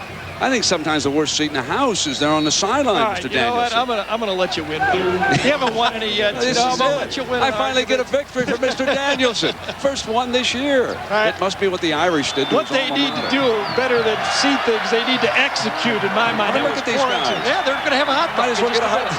Third down and 5. What happened to AT&T? Here comes Pesavento. Slant got him. Fumble. Huskies have incomplete. Finally, a late call on it. There was no incomplete call. Javon Green, the receiver, and so I thought it was a fumble. That's a second big-time drop by Javon Green. He clearly beats him. This is a perfect throw, right on the numbers. That's a I completion, thought he had boys. the ball. That is a completion. And he was I want to stripped. tell you, the official in the middle of the field wanted to make the call. knew it was a completion. He did not call incomplete. Absolutely. That's another one. I thought the sack early on Pesavento was a fumble also. So we're just going to hang here at 3-0. Gave up 3 goals. Oh, with football. That's right. To Ray Butler. Yeah. In to return this one. That's his first standing back deep for the Huskies. High for his punt. Butler going to let it bounce. Colorado hopping out of bounds. 16 mark. So it's 3-0. Defensive tussle in the Rocky Mountains.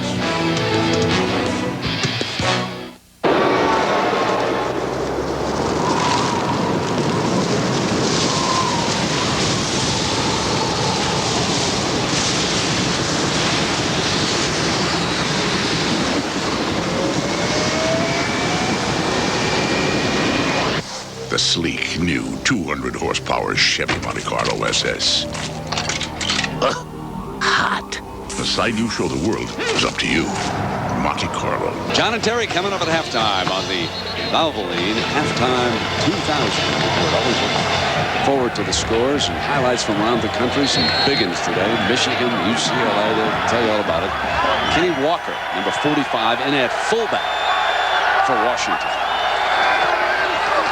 Droplet, Hurst bolts to the 23-yard line. And how about Marcus so far, Larry? Marcus has thrown the ball fairly effectively, but the running game has not been there, and a lot of mistakes has been the story of the football game.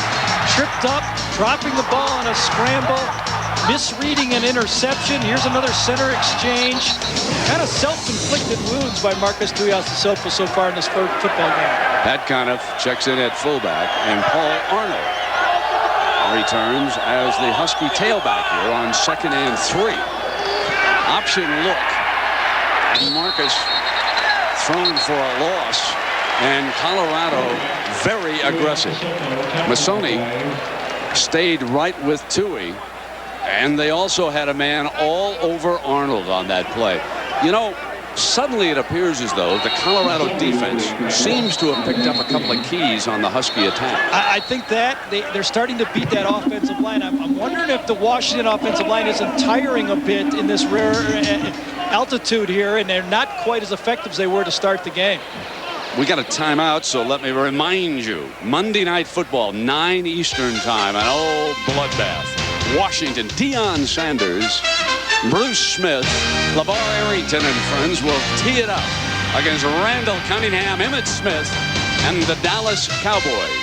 The Cowboys will come to the nation's capital desperate for a win after losing to a little Jake Plummer heroics last Sunday night. That was a dandy. I thought Randall Cunningham threw the ball, folks, about as well as I've seen him throw, well, since that one great year he had up there with Dennis Green and Minnesota. Let me go on about Randall Cunningham until Gary tries to interrupt me. Help me out here. What? Didn't he almost go to the Super Bowl? I said since his year with Dennis Green. All right, let's go. What? You say they might be getting a handle on them. I think there's no dominating play by that Washington offensive line so far as the second quarter's more on. Jackaroo, what you got, buddy?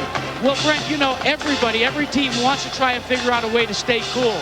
The Colorado Buffaloes have gone to Nike and they've come up with a new one.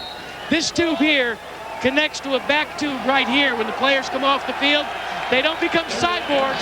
It circulates cool water through a cool vest and cools them off quickly. Yep, sounds good to me. Send a couple up, Jack. Third down here. Willie Hurst, the tailback. He's concerned about the snap count.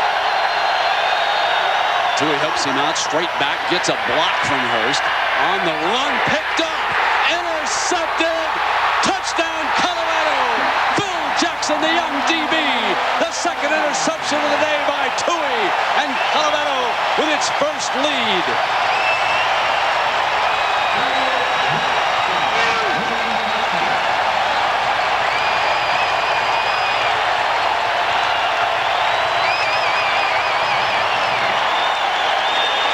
Trying to get them off so they don't get penalized for an excessive celebration. Some good coaching going on that Colorado sideline. Jeremy Flores. He'll handle the kicking for the extra points and field goals today, and he nails it. 7-3 Buffaloes. Brent, you heard me refer to bracket coverage, doubling the wideouts. If you don't send your tight end out, this is what happens. Here's a safety corner. Watch the bracket as this play unfolds right here. You'll see the safeties come out and bracket the two wide receivers. This guy's got outside technique, inside technique. This guy's going to cut inside because he knows he has help. The interception, no other receiver goes out. Just the two wideouts. Marcus with a very poor decision again. Good throw, bad decision. Only two guys went out for the pass. Now take a look at Jackson. The coaches inserted him in the starting lineup because Woods struggled last week against USC. The young man, a freshman from Colorado Springs, 28 yards with his first interception of his career, and it's a touchdown. What a moment for that young man to remember. Really a poorly designed play by Washington there. When you only send out two wide receivers, that means the four defensive backs can cover them. They both get double coverage. That came back to burn Rick Neuheisel's quarterback. They're alive in Boulder, Oregon, folks. They're loving this. Let's listen to it. They're roaring. That's pretty easy. Phil says, I like this double coverage. Phil Jackson feels about as comfortable as Phil Jackson, the basketball coach, right now, having double coverage.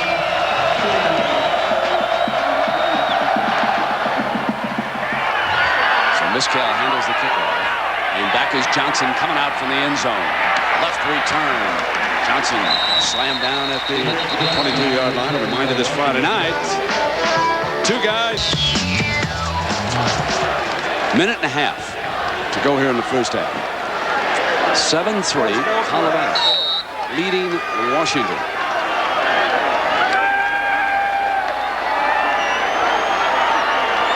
Let's go back to the things you do well for Tuiasosopo, and that means scramble, find that tight end, spread the field out. I love this formation a lot better than the last I formation on 3rd and long. Draw play. Hurst sprints away from the tackler Down at the 26-yard line, Willie Hurst. And up to number 8, Willie Hurst. Down on the play. Remember last year's game, Washington was 0-2. Colorado came in, 7-7 halftime score, very similar to that. Base 4-3 defense. There it is, coming right back to the big fella for his third catch of the game, the 6'7" tight end, Jeremy Stevens, who was a high school quarterback. Yeah, you know, Brent, college football needs to develop tight ends. This guy's going to be a future pro tight end, but that's a mismatch right there. Keep using it. Go at it. Scurry back.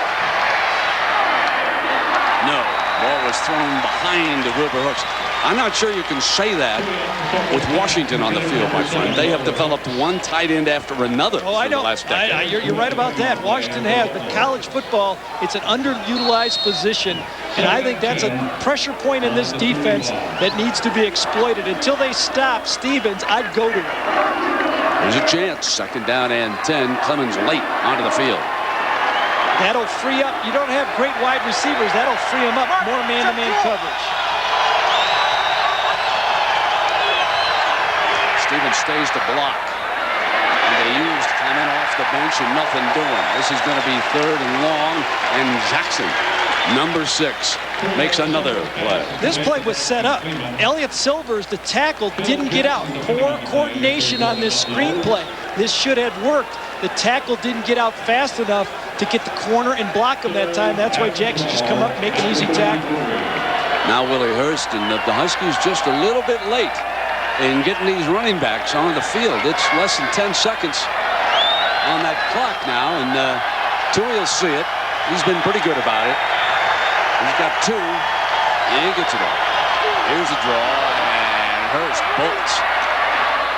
Tries to get the first down, but he is out of bounds about 2 yards short. See, 4th down, I think right now Washington, only 3 seconds to go in the half, should go for a Hail Mary right here. You don't need to punt. Did he make the first down? I don't think he did. How about taking a knee? How about throwing it down deep? Maybe you get one of those Colorado plays against Michigan. It bounces around, somebody catches it.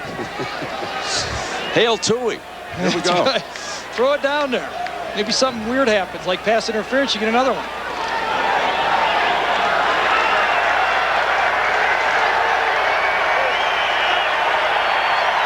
Gary Barnett in Colorado leading it at the intermission. As Clement goes down, the time running out, and Michael Lewis, who along with Jackson played very well, and one of the main storylines was the way the Colorado defense made some adjustments, picked off 2 of Marcus Tuiasosopo's passes. One of them returned by Jackson for a touchdown. And let's check in now with Jack Abreu. Jack? Well, Coach, first quarter, second quarter, very, very good for your defense. What about offensively? What changes? Well, we just got to hang on the ball. We've had a chance there to move the ball. I mean, this is a good defense, and it's going to be a struggle, but we can't put the ball on the ground. We just got to, we'll come in with some adjustments, and, you know, we're operating without headsets. Has that made a difference? How's that affected it makes things? a big difference, you know, but they have the same problem, and so we just have to go do it like the old guys used to do it. Good luck, Coach. Thank you. By the way, Gary Barnett agrees with me. Take that, Danielson. Hey, we're at halftime. Let's take a little break.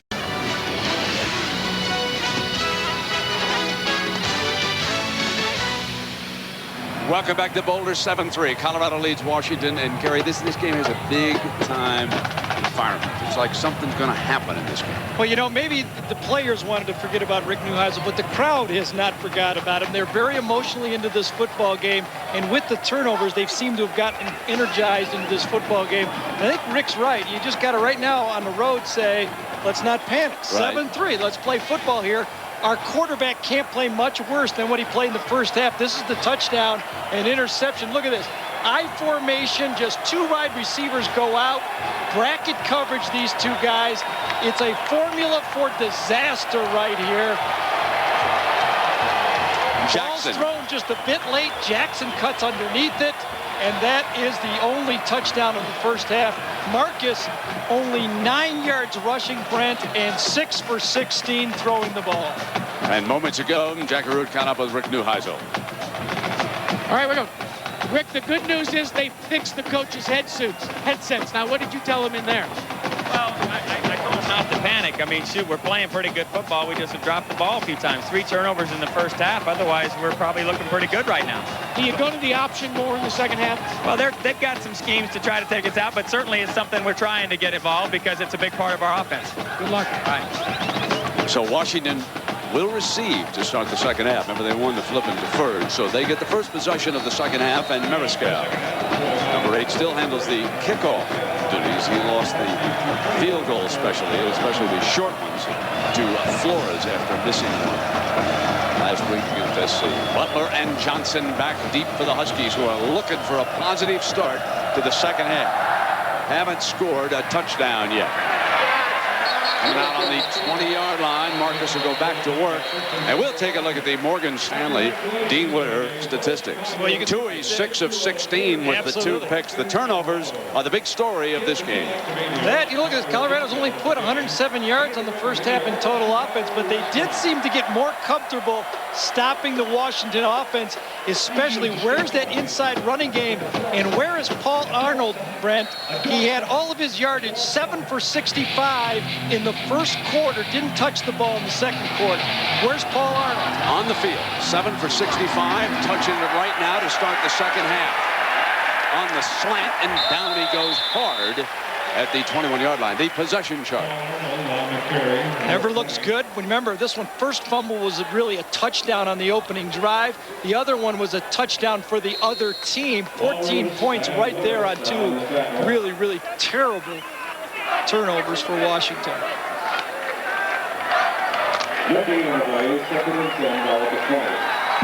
Colorado sets down defensively in that base 4-3.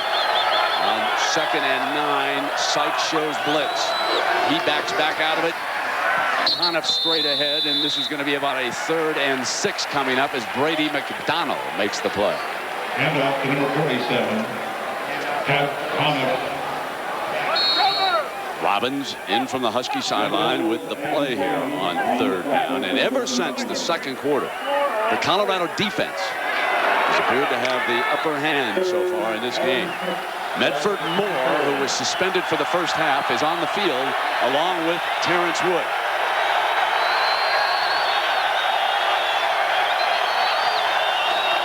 Straight back. Middle, got his tight end for a first down at the 36-yard line. Thank you. Why is that guy not going out for a pass the last time a disaster happened? Best football player on the field, probably, at least pro potential, staying in. 6'7" target, that's pretty much pitch and catch. I might like to argue Larry Triplett. Not bad, right? Pretty good. No, on the field now. Okay. I still like this guy as a future NFL, don't you? Yeah. Look at all 11 guys from Colorado within 5 yards of the line of scrimmage. First down. Got the defense to move, and there's the penalty flag. Over the middle, bounce, ricochet, incomplete. Looked like Wilbur Hooks had something going. We do have a penalty flag. Pass intended for number 7, Wilbur Hooks, incomplete.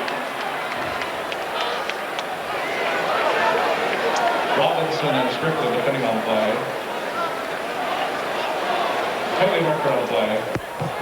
Outside, on the defense, 5-yard penalty. Repeat, first down. That's about 3 times. They've caught the defense jumping into that neutral zone, and then the snap. Colorado's defense, we're calling it busted yards. Those are yards that are gotten outside of the offense. See, Colorado's done a pretty good job. They haven't missed a lot of tackles. When they've got Tuiasosopo cornered, they made the tackle. Now it's Rich Alexis, who exploded 50 yards on the Miami Hurricanes in that backfield. The 4th tailback, first carry, looking daylight, nothing doing. And it'll be 2nd down and about 4 or 5, depending on when they spot it. Justin Bannon, number 97, good defensive tackle. When we talked to Keith Gilbertson, the offensive coordinator for Washington, he says, we've pretty much established that Tuiasosopo is a weapon. We've established that Stevens is a weapon.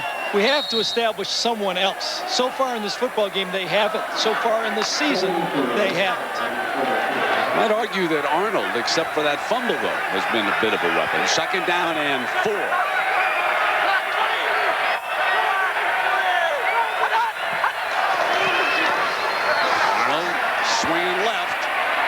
cut it back and probably should have stayed outside. You know, I watched him last week run right into a pile of blockers instead of bouncing it back outside quickly. And that time he was really looking to cut back, and there was some heavy pursuit there.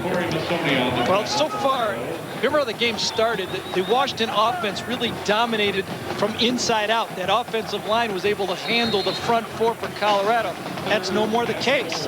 Colorado's getting off those blocks, and there's no cutback lanes available. Here's a 3rd and 4 coming up for Tui and the Huskies, trailing at 7-3 early on in the 3rd. Crowd making it tough. Enough, didn't get it. Huskies forced a punt.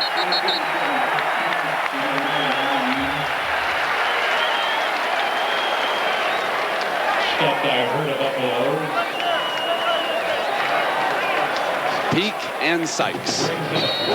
Marcus is trying to say, let's go for this thing. Very dangerous call here. Oh, wow.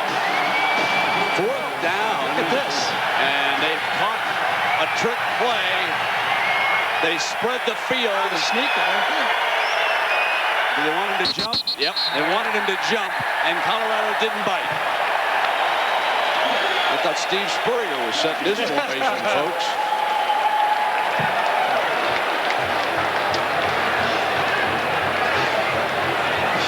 I think Marcus is still lobbying that. Oh, absolutely. He wants to run the sneak. Waving his finger, and Rick's trying to avoid eye contact. But Tui's staying on the field. Timeout. He's upside down. This one has to go like that. Some children imagine that their father is the most powerful man in the world. Wonder where they got that idea.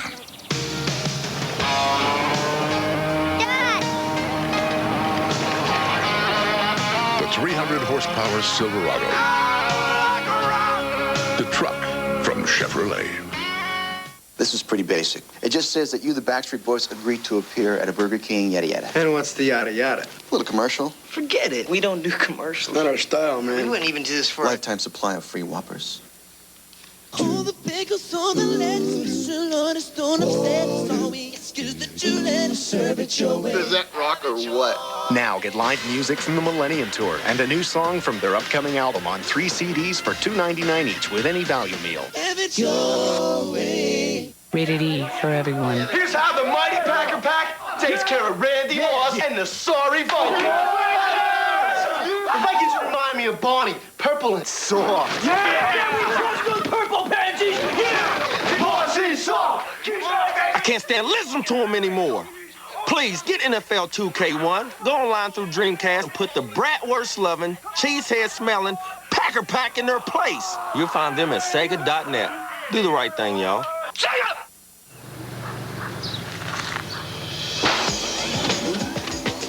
Select road.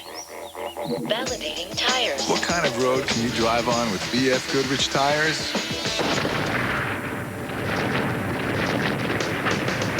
Enjoy. Any road you choose. And now we've been ranked best original equipment tire for light truck vehicles and customer satisfaction by J.D. Power & Associates. BF Goodrich tires. Take control. It's ABC's new Friday lineup. Starting at 8, 7 Central, 2 guys and a girl. Ow, ow. Look for some fancy new moves from this returning champ. Fridays on ABC. Well, Marcus lost out his lobbying effort, and Ryan Fleming trots onto the field to punt it away here. The first series of the second half. Hollowell back deep for Colorado, and the Buffaloes figure to handle it here for the first time, leading 7-3. Fair catch is the signal at the 13-yard line, and that's where they will put it in play. You know, Gary Barnett talked about dropped opportunities, and he had one man in mind, Javon Green, Gary. One touchdown right there for sure, and this was a slant to keep a drive alive, and really that one was a caught ball and a fumble that should have been called, but Gary Barnett is right. They have to hold on to the ball. Both teams basically have not handled the ball very well in this football game. Bobby Pesavento, who's quarterbacked the Buffs all the way, is 7 of 16 for 62 yards. Most important, no interceptions. That's the difference in the game.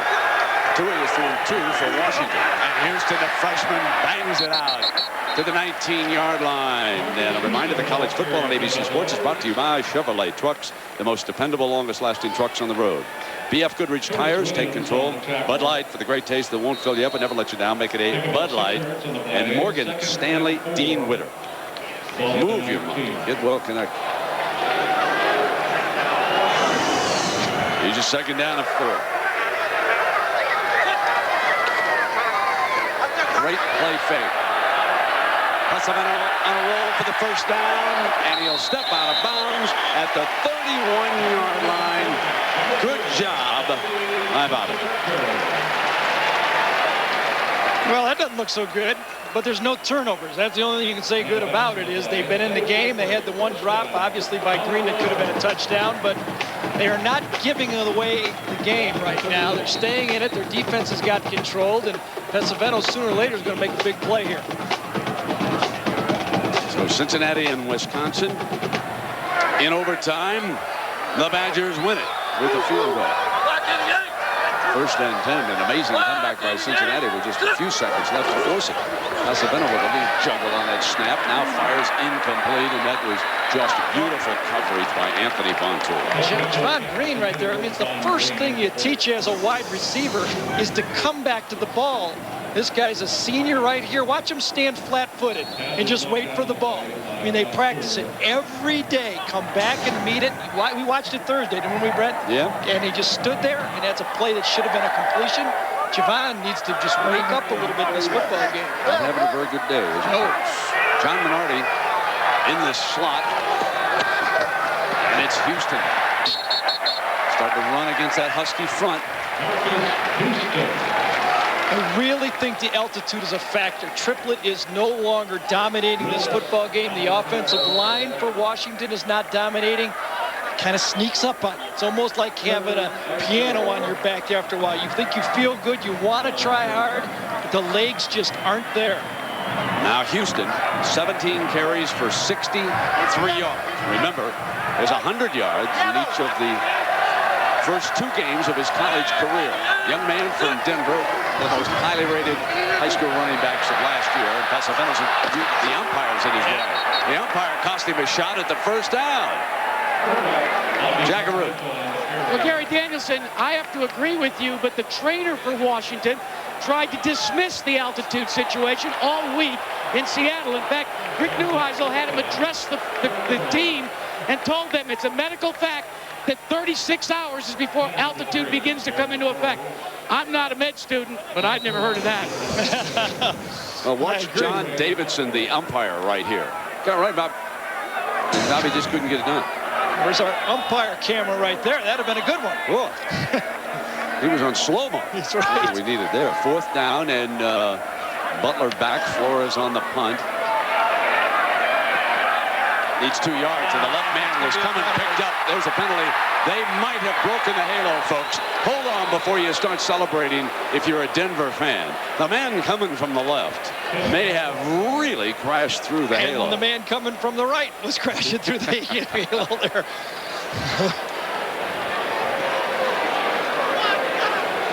Knowledgeable crowd. I think they really... Yeah, I think they did too. No, there's no way. Not even going to waste booing on that one. It's 91 degrees. Wait a minute. Colorado's starting to celebrate. There's some cheering going on down here. Halo violation on the kicking team. 5-yard penalty. First down, Washington. There you go. There you go. Premature celebration down there. Yeah. Right in the middle of the screen. There's the catch. There's both of them inside 2 yards. That's pretty easy. That should be 10 yards. What do you want to do? Double the penalty? That's right. Get 2 guys in there. Just change the rule. We got 5 apiece. John Minardi smashed through that halo. So here it is now, 1st and 10 for the Washington Huskies. So they'll be coming out from the 29-yard line. They're trailing at 7-3. Brett, I want to ask you a question. Sure. Have they stopped this guy yet? No. If you're playing basketball, do you give it to the guy who's hot? Exactly. Just keep it in his It's hand. no different. Make him stop something. Create a pressure point. I think Colorado's trying to keep at the line of scrimmage, and they certainly were that time. I think what they're trying to do over there is to use one of their linebackers and try to tie him up and not let him off the line. If you don't let Stevens into the pattern, if he can't swim through that, there's just nothing they can do. Now, obviously, that was a running play on that side, so he wasn't going out. But Justin Bannon making a good defensive play. But I think that's something to watch to see how Colorado tries to lock him up and keep him from getting off the line on it.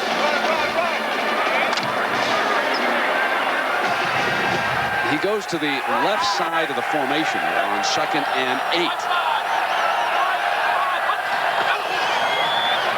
There's a running play with Arnold and nothing doing. Colorado reacting very quickly to the football. They seem to have just picked it up ever since the second quarter. Andy Peak was there along with Wallace.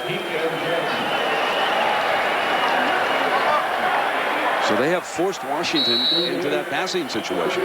3rd and 8. Hasn't been a good down either for them to throw the ball. You still have to be careful about Tui scrambling for 8 yards in this situation. He is so dangerous. Same coverage. You're going to bracket the wide receivers. Stevens over on the right does try to get off this time. Tui tries to get him. Can't. Here he comes, folks. Yeah, baby. Red Sea parted, and he slides to the 46. First down. So this is the play that should have been run. I don't want to beat the dead horse here, but this is the play that should have been run in the first half. You have to send your tight end out in this situation. That opens it up. Watch, this guy's going to go out this time. That takes that safety out of there, and look at the red, well, it's kind of the Black Sea, I guess.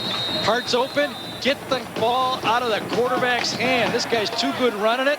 And Marcus, who hasn't missed a game, starting all last year, played started every game, stays healthy. Smart play. Gets out on 21 yards. Easily his best run of the day. Now across midfield and breaks free with his strength, but can't get past as Sean Jarney makes the play, the defensive tackle. So a reminder, 9 p.m. Eastern Time, Monday Night Football on ABC. Deion Sanders in a Washington Redskin uniform. Is nothing sacred? Taking on the Dallas Cowboys. And Emmitt Smith, the desperate Dallas Cowboys, who will be quarterbacked by Randall Cunningham. Troy Aikman with a concussion problem, still not ready to go. 9 Eastern, Monday Night Football. What uniform hasn't Deion been in this? Whoever pays me. Exactly. Whoever pays me. 2nd down and 13. Into the pocket. Sykes almost picked it off, and a collision over here on the sideline as he crashes in to a couple of members of the entourage, one of whom is shaken up and is down on the Husky sideline, still on a knee. I mean, the big fella took a joke. Who was that? It's one of the equipment men or whatever. You see it coming late to this ball. Watch Sykes just accelerate to this ball, gets his hand on it, and through. Kind of a double collision. Wow. Hope the fella's all right. 3rd down and 13 now. Colorado shows blitz and backs it back out on him. Up over the top to Arnold as a receiver. Well short of the first down, but folks, I'd try Anderson on a long one. That's what I'd do right now on 4th down. Having watched him wail on that 65-yarder in a pregame warm-up. But so far, looking down here at the Husky bench.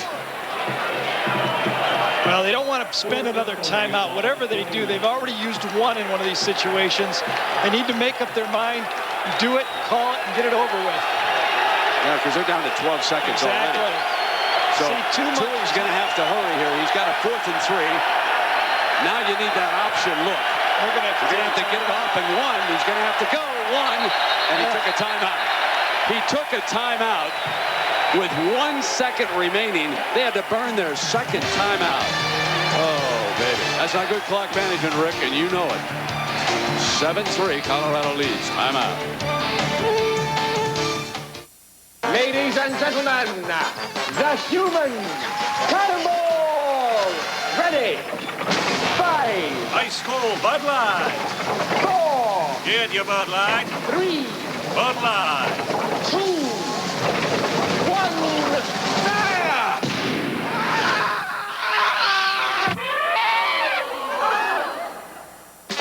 For the great great taste that won't fill you up and never let you down. Make it a Bud Light. My meteorologist, Gary Dennison, points out that the wind is just a little brisker than it was in the previous warm-ups. And so Washington elects to punt, and Fleming has trotted out, but it's only 4th and 3. The alert would be the fake here for Colorado. Yeah, unfortunately, it took another timeout burned by Colorado. Rick Neuheisel did not make up his mind quick enough, and it cost him 2 timeouts. They're much more valuable in the second half than they are in the first half as this game gets closer. 7-3, getting closer to finishing this game. Wells from the up back.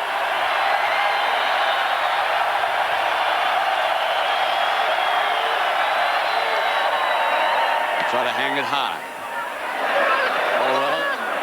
Going to let it go for the end zone, and in it goes. It'll come out on the 20-yard line. Nice decoy. So a reminder, next Saturday, 3:30 Eastern time. You're here in Big 12 land. We'll see Eric Crouch, the top-ranked Nebraska Cornhuskers, take on the Iowa Hawkeyes, who were beaten again today. And we've also got some other regional action for you. How about the Fighting Irish, huh? Having a better year than most of us expected. Play Michigan State. Clemson against Virginia. 3:30 Eastern time. So Colorado having trouble moving the football. With their possessions, they've been punting. Remember, the only touchdown was that's a defensive touchdown. There's your penalty flag. Play is whistled dead. So they haven't been able to move the ball here either.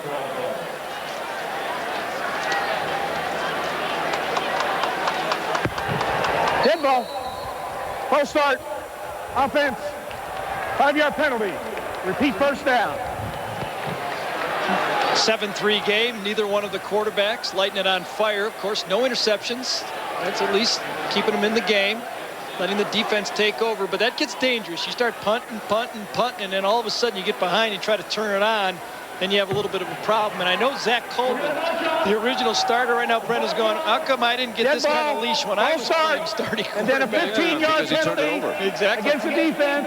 Unsportsmanlike conduct. There's Zach in the ball cap right there.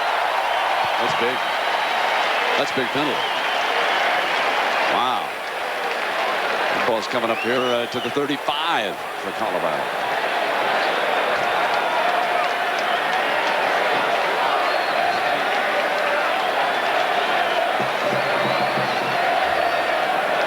Instead, they mark it from the spot to the 30. Is that what they did? 20 to the 30 on sports. I thought he said 15. I don't get that either. But everyone settles in. 4 down linemen for the Huskies. Pesavento going to take off in the middle. Held on to the football. Well, he fumbled it, I think. So here's the key. Mr. Triple, that defensive line. Well, Triple started out so tough, so active, but as the game is going on, Colorado, good job that time by Carl Ellis, just has been able to slow his pace down. He has not been the factor he was in that first quarter. Kind of letting him take himself out of it, let him come upfield and then just block him out to the side that time. Houston going nowhere. And we go to Times Square Arena in New York. An update on Wisconsin with John Saunders.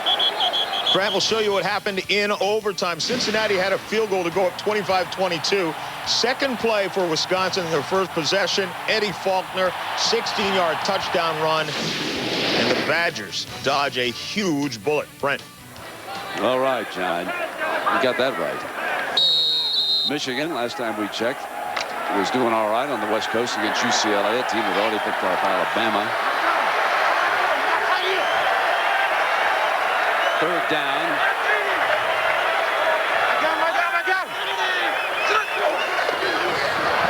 Blitz got it off, but well short of the first down. He had no chance to do anything else because Jafar Williams, the linebacker, was right in his face. 7-3 football game. Look at, has Washington given up any big plays that they shouldn't have? Let's look at their busted yards, busted tackles, missed assignments. What's happened to these guys? They've been playing pretty solid defense, tackling them where they needed them.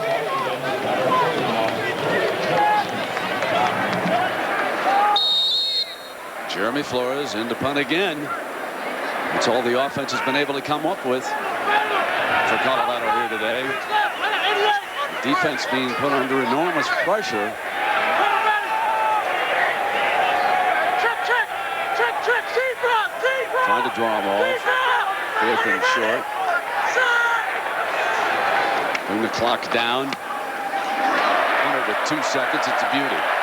Johnson at the 15-yard line.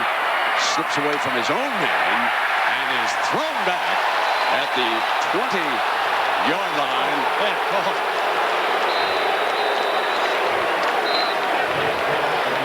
Andy Peak made quite a tackle on that play, didn't he? Looked like they called a late piling on that time, and I thought it looked like a fumble, and that's why the player for Colorado was coming in on the play. I think it was Roderick Sneed that's going to get called for it. And I thought it was a fumble, or at least Sneed did.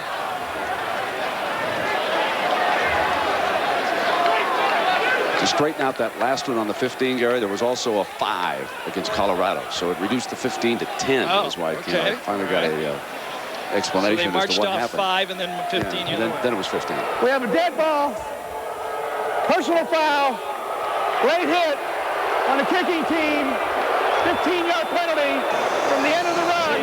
Right at the end of this play, watch the ball being bobbled just a bit, even though he was down. Obviously, he was down. Ooh, right there. See that ball right there? And another guy goes down on it, and that was very close. Yep. We'll take a break. It's 7-3 Colorado.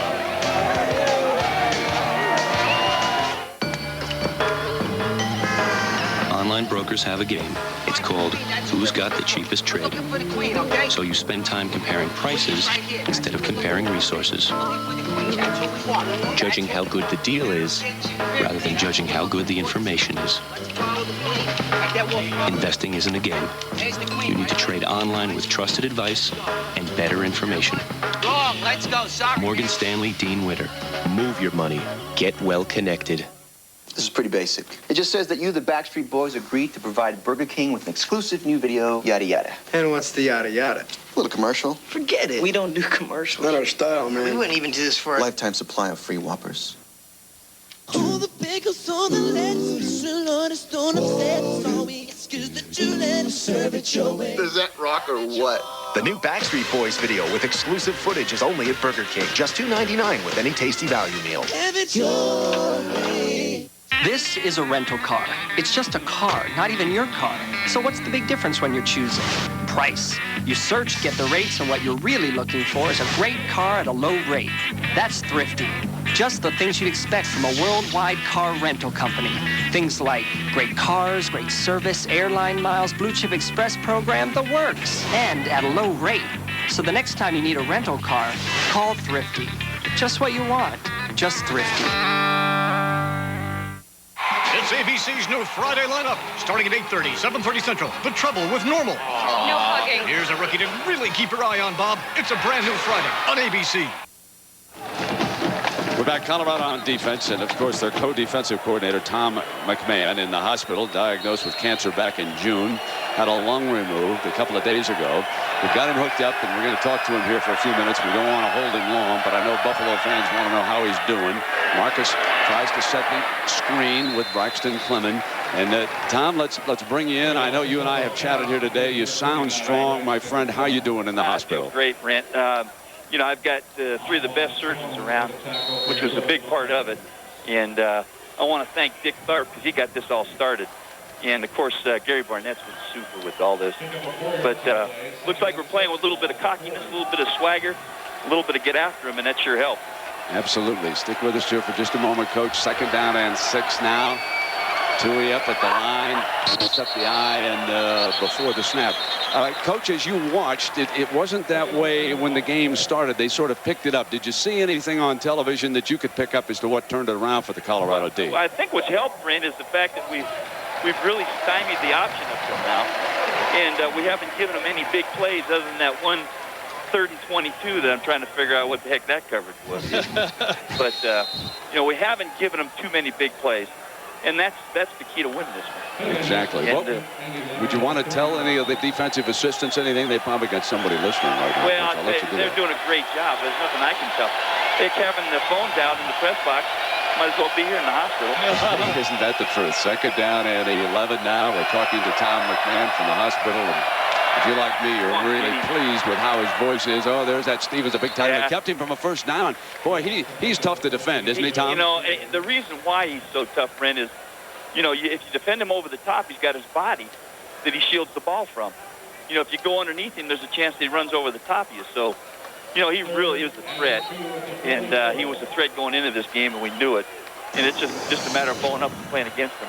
Yeah. And getting the pressure there when we call for it. So. Sykes was just a step late right there, but you only need a step to throw the ball. That's it. You know, we'll get to it. It's a timing thing. He's a third down now. Sprint out to avoid the pressure. Yeah, and they just did get the first down there, Coach. And I want to remind everybody at the conclusion of the game, we'll select a Chevrolet player of the game from each team. Chevrolet makes a $1,000 contribution to each university's general scholarship fund. Tom, I'm going to let you go. You really sound strong to me. Everyone sends along their best wishes from Colorado, Washington, ABC, all the media that's here. And it's just great hearing from you. And get well soon, partner. Just real quick, Brent, I want to thank everybody for their prayers and their thoughts. I haven't had a chance to get back to everybody, but I really will. Great, Tom. Take care of yourself. Hey, good luck, Coach. All right. Appreciate it. You bet. Tom McMillan, nice gentleman. First down now for the Washington Huskies. Tui Sissoko back over the middle. Got Clinton, and that's a first down. That's a nice throw back over the middle, huh? Well, a couple interceptions. If he throws another interception, we're all going to be yelling at him. I'm not sure who he was throwing that to. He might have been throwing that to Todd Elston that time, coming across the middle, and it was intercepted by his own guy. 15-yard gain, but if you don't get the ball out of this guy's hands quickly, he's going to start to make plays. So he's challenging the defense again. A first down inside the 40 at the 37-yard line now. Nobody deep again. Gambling defense by Colorado. Pulls out. He's got the tight end going down the right side. He's got him at the 5-yard line. A beautifully drawn up play as they sent Stevens. Tuia turned his back to run the option the other way. This planned all the way. Here's the guy that's got him with the option fake. He just takes his eyes off of the tight end for a second. That's all you need. Watch this. Takes his eyes off his guy. Peeking. Too late. Easy throw. You got a 6'7" guy, and Marcus puts it right there. That's 32 yards to Stevens. 6 catches, 87 yards. He had 7 last week against Miami. Lewis saves the score. Now it is the biggest challenge of the game. First and goal. And then bangs to the 2-yard line, and it'll be second and goal. I can see why Rick has really got a tailback by committee, because that time Clement did not see the hole. It was there on the left side. A good back just rockets up there and scores on that play. That was blocked pretty well down there. We're going to hear a big cheer from the end zone to my left here in about 2 seconds, folks, because the action is coming down to the Washington end of the field, where all those purple jerseys are down there in the left end zone. The story and the difference maker who has set this up, Jeremy Stevens, the 6'7" tight end. ABC Sports will return after this message and a word from our ABC station. Now this is the fear snake, the most venomous snake in the world. One bite from him and it's all over. Yo! Oh, no worries, mate. Luckily, we've had the anti-venom sent from America via FedEx. In my line of work, if you're not absolutely sure, you're absolutely dead. Oh, crikey. It appears we've used a different courier who hasn't arrived yet. It's okay because...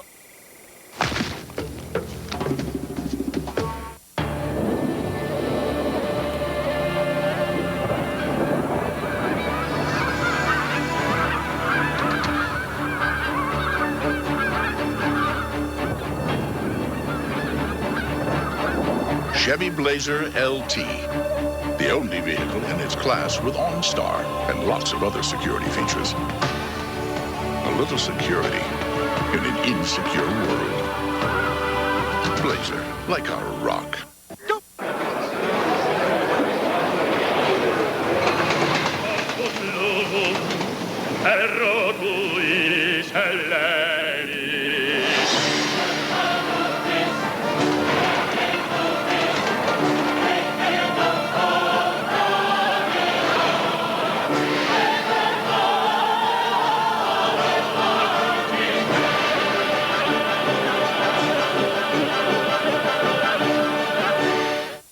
Don't miss the 5-star deals at Christopher's Dodge World. As the world's largest 5-star dealership, we've made a special purchase of Ram trucks, and we're passing the savings on to you. Half-ton Ram Quad Cab SLTs are ready to move at $23,488. They're loaded and powered by a 360 V8.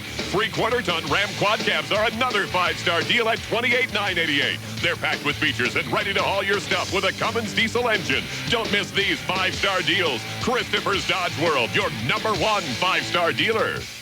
I'm Sean McLaughlin. This weekend, join me for 7 News at 5 and 10.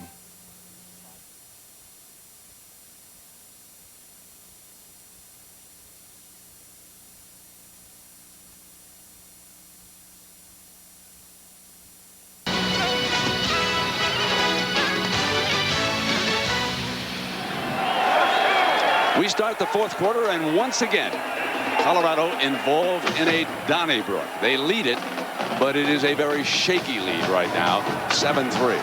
Second and goal from just inside the 3-yard line here for the Washington Huskies. Marcus Tuiasosopo can put so much pressure on with the rollout down here. Last time in this situation, they ran the option. I don't think we'll see it this time.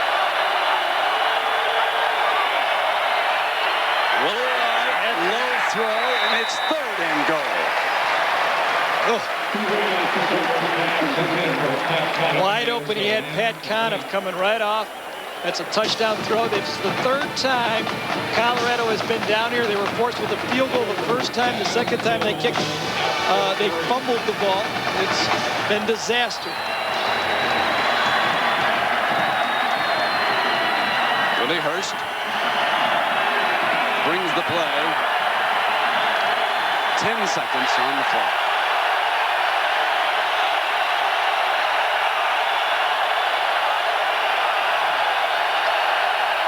Here's Hurst. Touchdown. Washington regains the lead.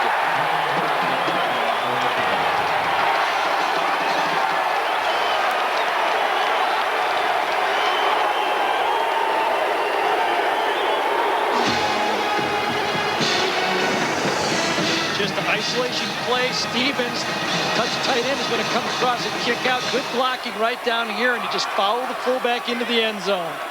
Double team, fullback kicks out. Boy, that's easy. Pat Conniff, who should have had the touchdown play before, ends up getting the key block. Cody Pickett will take the snap from Zajac and put it down for John Anderson. He adds the extra point after Hurst's first touchdown of the season. And as a result, Washington leads Colorado 10-7 in the early moments of the fourth quarter.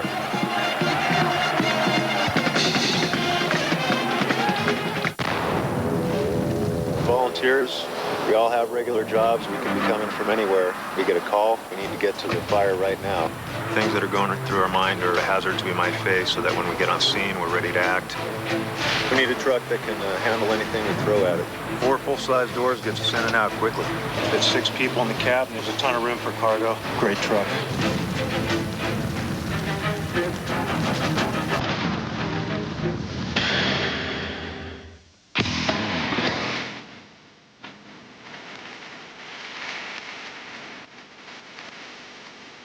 How did Burger King get exclusive Backstreet Boys music? Simple. We wind them and dine them like only we can. Now get live music from the Millennium Tour and a new song, It's True, from their upcoming album on 3 CDs for just $2.99 each with any value meal.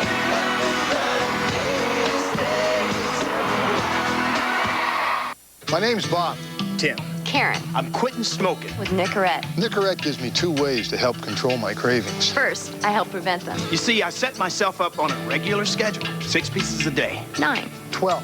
But you know when you just get that craving anyway, late for a gig, rough crowd, I take another piece to help take control. And now, after smoking for 20 years, I'm finally gonna make it. I'm sticking with it. I'm gonna do it. You can do it. Nicorette can help.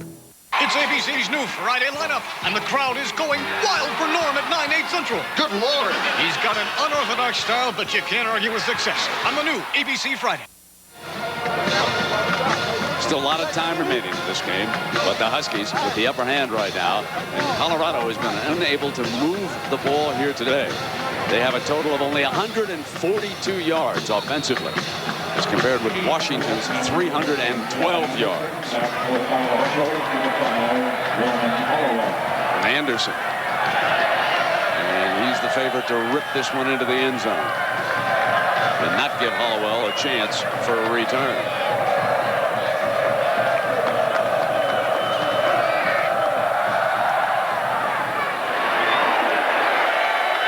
Coming out on the 20, folks. What a weapon a leg is. And a reminder that Friday night,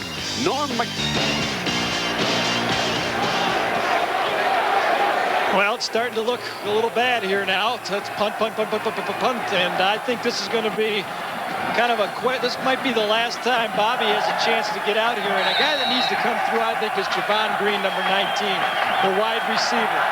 Bobby Pesavino, you got to get more now than not just turning the ball over. He has to produce some points. Dropped incomplete. Yep. Second down. And again, it was Green. And let's send you to John Saunders for an update on Michigan. John? Fred, UCLA had actually moved within 3 on a Deshaun Foster 6-yard run, but back come the Wolverines. Chris Perry from 9 yards for the touchdown. Back to a 10-point lead. Michigan 20, UCLA 10. Dandy there, and here, John, it's 10-7. Houston, the freshman, tries to cut the daylight. Close to the first down. Third down and long one. Jackaroo. Brent, after that touchdown, Marcus Tuiasosopo walked up to every single one of his offensive linemen and thanked them. And then right behind him, almost like a receiving line, was Rick Neuheisel. And he told each and every one of them, now it's time to give us one more. Third down. Almost looks like less than a yard. Houston hit. Stopped in the hole brilliantly by Willis. Houston on the carry. Willis on the tackle for Washington. 4th and inches. Hard to go for it when you just got nailed like that. Triplett gets double teamed, but watch him squat. He goes down, and then a tremendous tackle inside that time by Willis. Sometimes when you get double teamed, you have to give it up. Big time gamble. Pesavento best keep it and just try to go straight ahead, but someone better take care of Mr. Triplett. He fumbled the snap. But he finally reached it across for the first down. The 30-yard line, and you know what? Might have helped him. It might have helped him. I agree with you, Brett. It kind of made him back up a little bit and find another hole there. Exactly. You're stealing my lines, though. No. Look at that. He fumbled the snap. And then he turned around and found the second wave to go in there. What is wrong with Javon Green? Yes, it's a big, huge. He's out there flanked, top of the screen. One catch. He's the leading receiver on the football team. Omari Lowe locked into it. And Pesavento is hit by you-know-who, Mr. Triplett. Thank you very much. He almost beat the football across the line. Guy's got a second wind, hasn't he? How does he get up there that fast? A missed assignment. Has to be. It is. Yeah, that's a missed assignment. That was a corner blitz that time coming from the outside. And Pesavento didn't even have time to get rid of the ball. Somebody needs to block the nose tackle. Second down, his second sack. Of all the guys to let come through, that's the one if you're Colorado. You don't. Second down. Run the toss now. Houston cuts back. But that's only the original line of scrimmage, folks. Here comes the third down again. Williams making the stop. Now, you like the one tight end. What about Daniel Graham? Well, he up here at this end? He hasn't emerged in this football game. He's only caught one pass. He's the second leading receiver, but third and long here now. Probably going to come out with a lot of wide receivers on the field and match up against the dime package. Pesavento needs to make a good throw here. Here comes the dime package for Washington to match up with the receivers. Need to get just beyond the 40-yard line for a first down. Wanted the swing, and here's Houston. Penalty flag comes flying short of the first down. And the penalty flag was tossed. There were apparently too many men in the huddle. One guy was running up. I'm not sure. Frankly, I didn't see it clear enough if they had 12 and one ran off to make it 11, or they had 11 and one went off to make it 10. I'm not sure. Doesn't look like Washington's argument. Substitution infraction on the defense.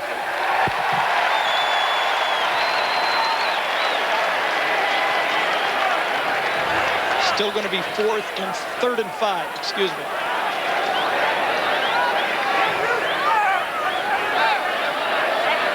And we got someone shaken up for the Huskies. Cranbrink is down. Tyler Cranbrink. A great job he did against Miami when he yanked that punt free from Santana Moss and then recovered. That was one of the big-time plays of a week ago. And a reminder that if time permits, stay tuned for the Thrifty Car Rental post-game report. We'll have scores, highlights from across the country. While we have a final on Michigan UCLA. Jackaroo.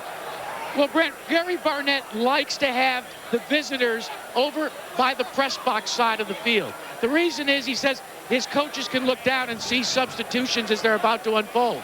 But there's a downside to it on a very hot, sunny day like today. At this point, as we go into the 4th quarter, here's where the shade is. Yep. And Neuheisel will take it today, too. Timeout with 11:54 to go. 10-7. Long Easy 316 Delta Bravo, flight at 2, 5 north from. They get hired by companies like AT&T, GE, and Ford. They get training in over 200 real-world jobs. And they get it in the Army. That's right, the Army. Doing more, performing at my best, uses up nutrients. New Centrum Performance helps replace them with more key B vitamins plus ginseng and ginkgo. It helps energize my mind and body. Life's demanding, but I thrive on it. Centrum Performance. Life demands it.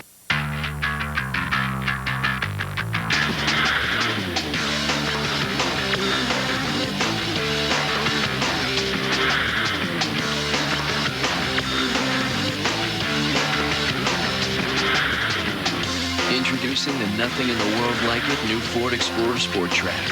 As essential as gear gets. From Ford Outfitters. Outfitting you with the most far-reaching sport utilities on Earth. Ford Outfitters. No boundaries. Hey, what's a sirloin stack? Well, it's skim-da-bam-da-boom diddly-bom-boom. Skim-da-bam-da-boom diddly-bom-boom? Skim-da-bam-da-boom diddly-bom-boom. Yeah, and it's got hody-hody-ody. Hody-hody-hody. Chili sirloin stack. It's a mouthful. 11:54 remaining. Here is a huge 3rd down for Colorado. Needing 5. Need to get just beyond the 40-yard line. Press coverage. Pesavento fires. Dropped again. Cormier going away from him. Couldn't get the handle on the ball. And Pesavento may want to sue for non-support here today. Hard to take your quarterback out and switch quarterbacks when people are dropping the ball like that. Javon Green dropped one. He could have made it. It was a tough catch, but this one was very catchable ball. Punter number 3, Jeremy Flores. So Flores hunting again, and Butler into return. And now, big drive by the Huskies. Absolutely. They could get a control on this game behind Tuiasosopo.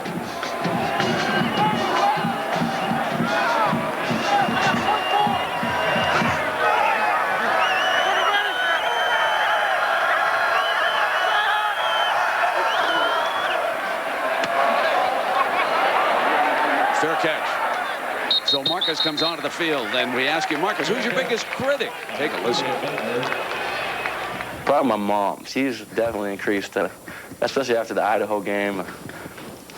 We were watching the tape on delay, and we're running an option. I get out, and I get tackled by a linebacker, and I'm sitting on the couch, and she's sitting there, she's like, how come we didn't score on that play? I was like, oh, my gosh, you know. I'm going to get it from my coaches, and I'm getting it from my mom. 1st and 10 now. Precious. So here's Dewey. Willie Hurst, who scored the touchdown, stays on the field for the Huskies on 1st down. The Colorado D looking for a 3 and out.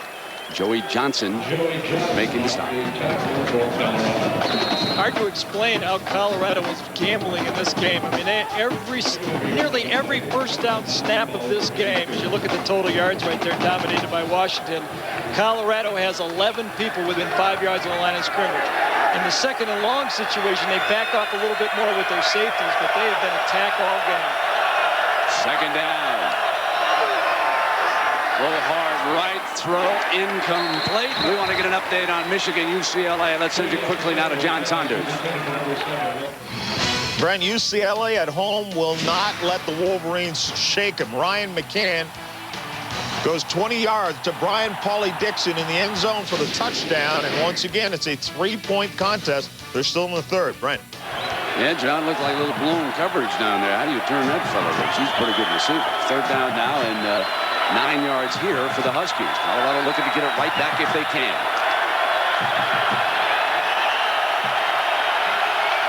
Elstrom, Robbins the wideouts. Stevens has been the main man today. Tries to get space. Can't get open. So Tui Sissoko says, I'll take it myself. First down, Washington. Definite busted yards right there. That is one thing Colorado can't live with. If you're going to drop Tuiasosopo into the pocket, you got to force him to throw it there.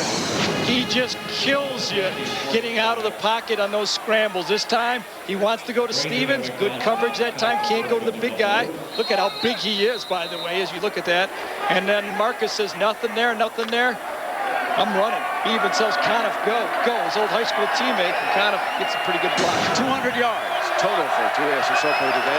161 times, 40 rushing. Hurst comes back, pounds into that middle. Well, it's going to be second and short after that burst by Hurst, and he appears to be the hardest runner, at least this afternoon, of the tailback by committee. Absolutely. That time he really showed his confidence he had in the line of scrimmage and his offensive line. Watch him attack the line of scrimmage coming right at you. He's just in a full sprint. He says there better be a hole because I'm expecting one. I'm going to run a sprint from the tailback spot. If it's not there, I'm going to run right up the back of your legs. Washington with 66 snaps to Colorado's 50. So you would understand if the Buffalo defense was just a little bit tired. Second down and short. Hurst still is tailback. Conniff the fullback. First down, and it's Conniff across the 40-yard line. College football on ABC Sports brought to you by Mazda. Mazda, get in, be moved. The United States Army, be all you can be. Nicorette gum, you can do it. Nicorette can help. And Nortel Networks, we're building the new high-performance internet. What do you think here, my friend? Have they got the Colorado D on their heels? Yeah, they do, but they're continuing to creep up. They want to force a turnover. Now's the time. Give it a little play-action pass. You can get them deep. They're very vulnerable right now. They're moving up. They're moving up.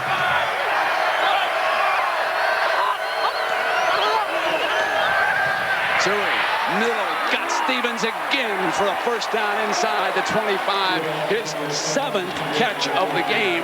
And now he has 102 yards receiving.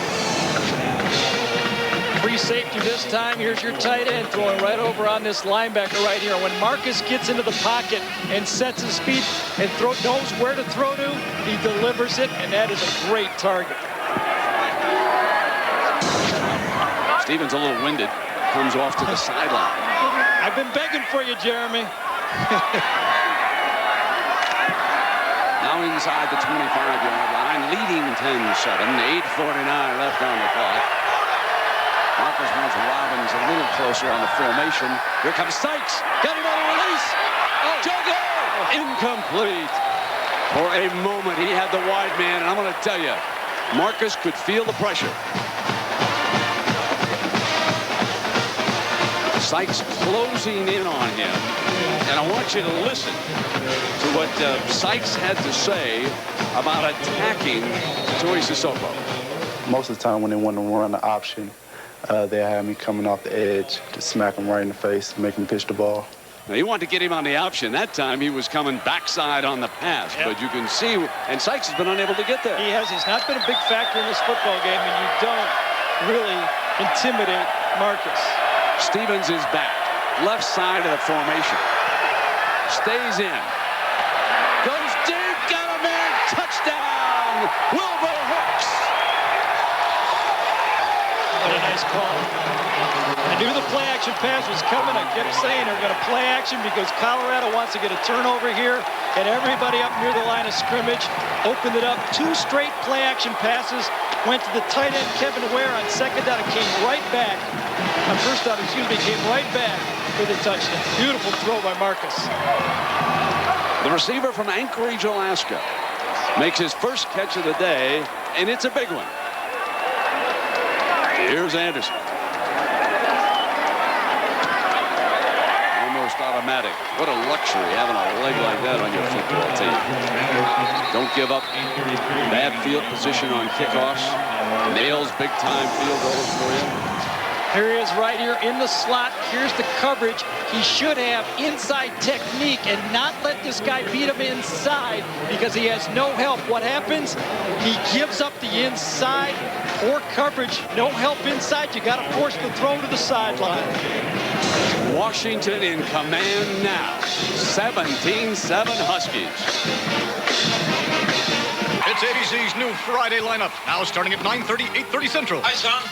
We'll talk later. Look for Madigan men to make a strong contribution to ABC's new Friday night. His first career touchdown at Danby, huh? First catch of the day for 24 yards. And now Tuiasosopo with a touchdown. 2 picks, both those interceptions back in the first half. They seem like a long time ago. A bit of pain over there in the sunshine on the Colorado side.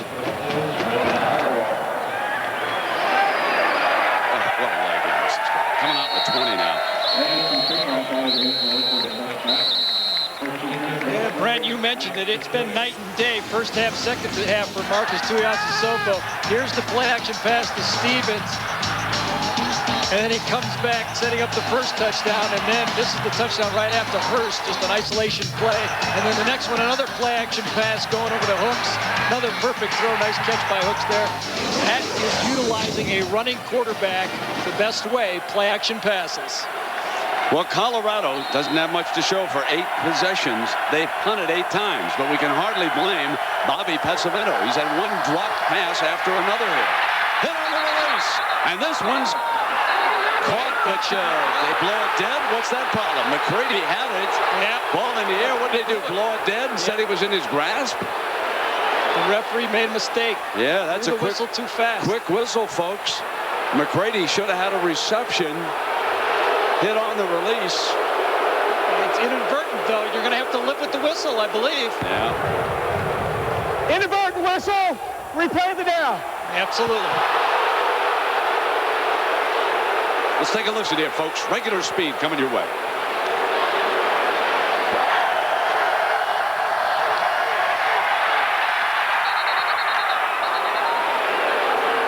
That was Jeremy Farms who hit him, and that cost the Buffaloes. Yeah. No question about it. I don't think Gary Barnett could be too upset with that. It was very poor. It could have fell right in the hands of a Washington defender just as easily. So I think the fair way is just the way it happened. Replay it. Oh, really? I think it was brutal for the Buffaloes, my friend. It could have gone either way. Referee stood up and made the right call. Revisionist history, if you will. First down and 10. Pesavento, Farms has got this fumble. He's got it. Farms is loose. He fumbles. Colorado. Oh, my. A couple of fumbles. The Buffaloes have got it. Shouldn't that be a new first down because it changed possession, right? Be first and 10 from the 3. Jeremiah was a bullfrog when he fumbled that one, baby. Burped it. Croaked it up. You know, if you watch Pesavento, he does drop the ball down a bit sidearm when he throws the ball. And Farms comes right off the corner and whacks again. What they needed was another inadvertent whistle. Now they're back inside the 5 and 8:21 to go. And here's Houston trying to cut inside to the 9. You know, every time you watch a great young back like this, you just wait for that one moment when you're going to see him take it the distance. Well, you know, Gary, I've been talking about Deion Sanders and the Redskins against Emmitt Smith and the Dallas Cowboys. Come on in here, partner. What do you expect Monday night in Washington? I think Washington gets healthy real quick. Troy Aikman not going to play the football game. They really burned by the Lions last week. Washington's going to win this game. There you have it, folks. Pretty good. And Houston's not on that play. Down he goes at the 10-yard line. This one's going to be third down and short. Well, you know, you've been saying you're always waiting for Houston to bust the big one. Well, we got 7 minutes left. And I don't know if he's going to do it. They're going to have to go to the air now and try to get this game throwing the ball. Injured Buffalo down on the field is Justin Bates. Brent, don't you think that Washington has dominated this football game? Absolutely.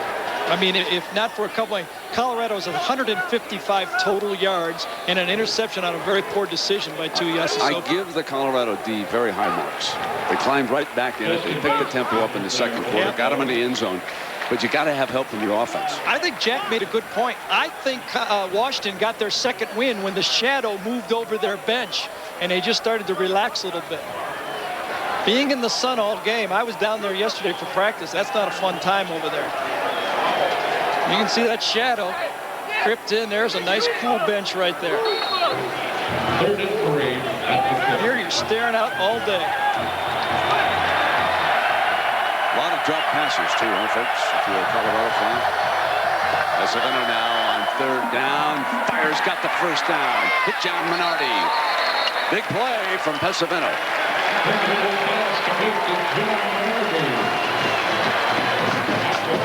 Washington has to be careful now not to get too much into a prevent defense. 17-7, 10-point game. You know, it looks comfortable, but one touchdown, it gets awful dangerous at the end of the game. You know who's not on the field? Bob Green. I think Gary's seen enough of him. Vince Reed, no chance. Pesavento was just swarmed all over. I'm going to tell you, number 70 will be there someplace. Mr. Triplett will be in on that one. He cleaned up on that one. You're exactly right. He's just had a monster. I just absolutely think he is by far one of the finest defensive tackles I have seen in a long, long time. He is dominating the middle of the offensive line of Colorado. Seemed like they had a handle on him for a couple quarters, but right now he's got it. He sees the end of the game. He sees the finish line. He wants to finish off this victory. Javon Green, second down and 16. Pesavento looking back on that flanker screen. Well short of the first down. That sends you to John Saunders in New York. John? Brent, it's time for the Burger King play of the day. And Michael Vick, we're going to see a lot of him this year. Down, right? Nope. Stays on his feet, moves back to the left, reversing field, takes it 45 yards down to the 3. It set up a touchdown that made it 21-0. Virginia Tech rolled, and Michael Vick over 100 passing, over 100 rushing as well. 49-0. Brent. Here, John, it's 3rd and 9 for Colorado, trailing 17-7. Pesavento on the slant, and he's got his man again. Ball's on the ground. It was juggled. There's a fumble. Rolls it down. I thought they called it caught and a fumble and recovered by Colorado. Hollowell dove back in there. Minardi was running the slant. Good for a first down. Take a look at it here in the ISO. Right here, quick slant, pick up the first down. Does he catch it? Yes. Is it ripped free? Yes. There it is on the ground. Well, let's see if it gets caught. A kick. There it is. Hollowell comes to get it. You called it right. Yep. First down and 10. Hollowell. And he made a nice catch there on the ground. Keep it in Hollowell's hands. He holds on to the football at the 35, huh? Or he finds it on the ground, one of the two. Sure.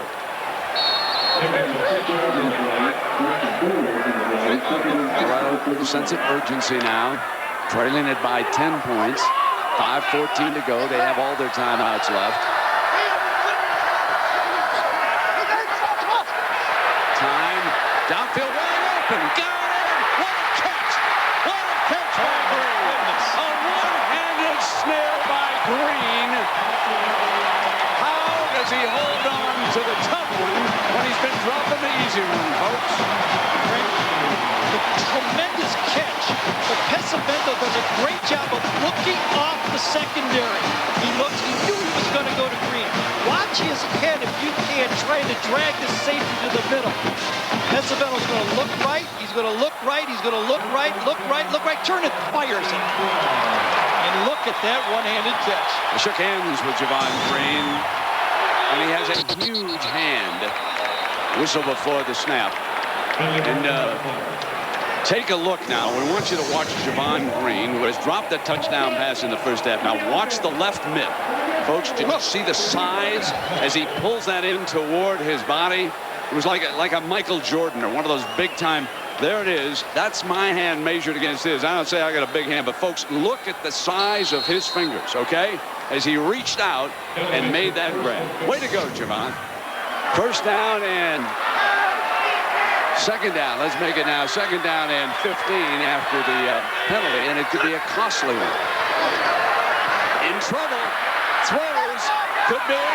No. There's a receiver down and not catchable. There's no interference because it was not catchable. There is a flag thrown back by the quarterback, by the referee. But the reason why there was not interference in the end zone is that that pass was not catchable. It is a roughing the passer.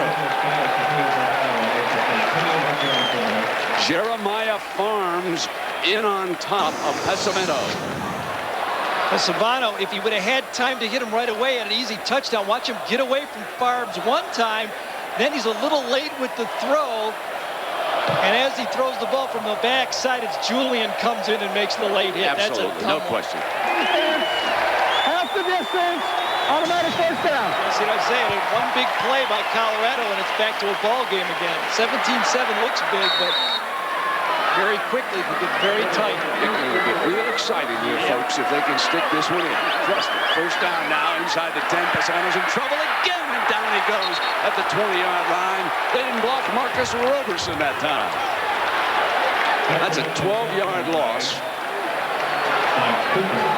Gary, the biggest difference for me in this game is that the Colorado offensive line has not been able to handle the defensive front of the Washington Huskies. Right, and Brent, it's not like they're running an exotic look up there.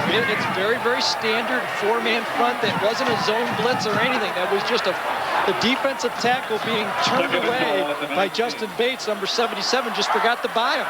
Folks, it is right second and goal from the 19. End zone. Now Colorado's right back in the thick of it as Pesavento drives him down for the touchdown. Javon Green with the spectacular one-handed catch for 53 yards, then the 19-yarder for the touchdown. So Javon Green making up for a bad first half as he put 72 yards of offense up with 2 catches and a touchdown. Now Flores for the extra point. Yes. Skinny post to the outside, and Green does a nice job of shielding away the coverage this time. Goes out, now watch this, he's got inside technique right there with the ball. Just shields it, catches with his third hand, it just carries that ball right into the end zone. Ball game, 3:46 to go. Great resume. What else you got?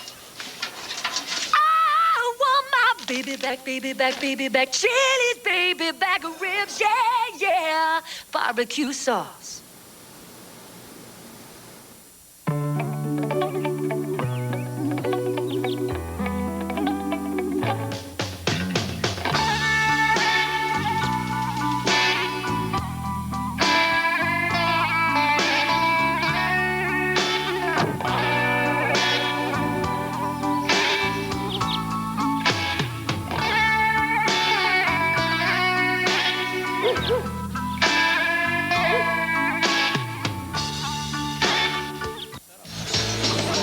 Javon Green in the first half, wide open for an easy 6 and the drop. But then, never give up, folks, never give up. The one-handed grab for 53, the post for 19. And now, Gary, you look down at the Washington setup here for the onside kick. No. You don't like this setup. Don't like it at all. I mean, you got to discourage the onside kick, but with 3:46, Colorado has all 3 of their timeouts. I kick it down the field, and the deep back is on the 22-yard line. This could get a little dangerous.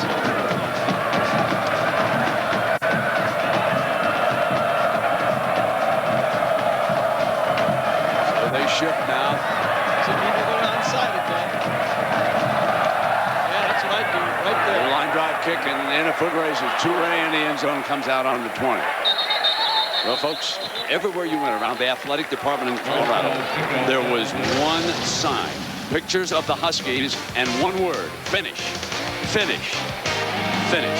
You couldn't go any place around here without seeing that sign. And now we can see if they can live up to it. They're down 17-14. 3.5 minutes to go. The most experienced, exciting, talented senior quarterbacks in the country. Number 11, Marcus Tuiasosopo brings him out. He's 15 of 29. He's thrown for 200 yards, and he has run for 40 more. Third straight game, over 200 yards total offense by the quarterback. And Willie Hurst in the tape. Colorado needs a big-time stop. There's first down, going nowhere. Check in with Jackaroo. Brent, I watched Tuiasosopo. I watched Marcus on the sidelines from the time that Colorado scored to the time he went out onto the field right now. He didn't speak to a single soul, not even his coach, not even any of his players. He had his helmet off until the last minute. He looked up when he knew he had the ball. He strapped it on and sauntered out there. It's a silent quarterback out there right now. 2nd and 8. Press coverage to Tui's right. And Hurst close to the first down. Puts it up there in makeable ground for the quarterback coming up here on 3rd down. It's a huge first down for Washington for one major reason. It's going to force Colorado to use their timeouts. Here it is. 3rd down and 1 coming up right now. First down in this drive gets Colorado into using their timeouts. The second first down might ice the game. Clock running at 2:25. Marcus for the first down. Remember, the clock stops on a first down in the college game. Chains will move. 2:17. I'm going to watch when the referee starts it up.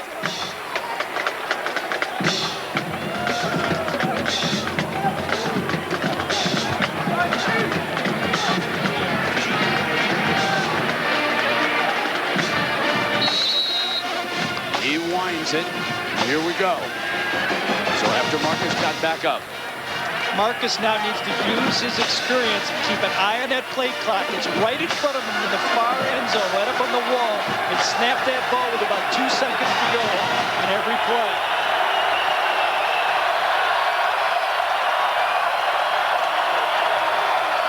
Here's Hurst.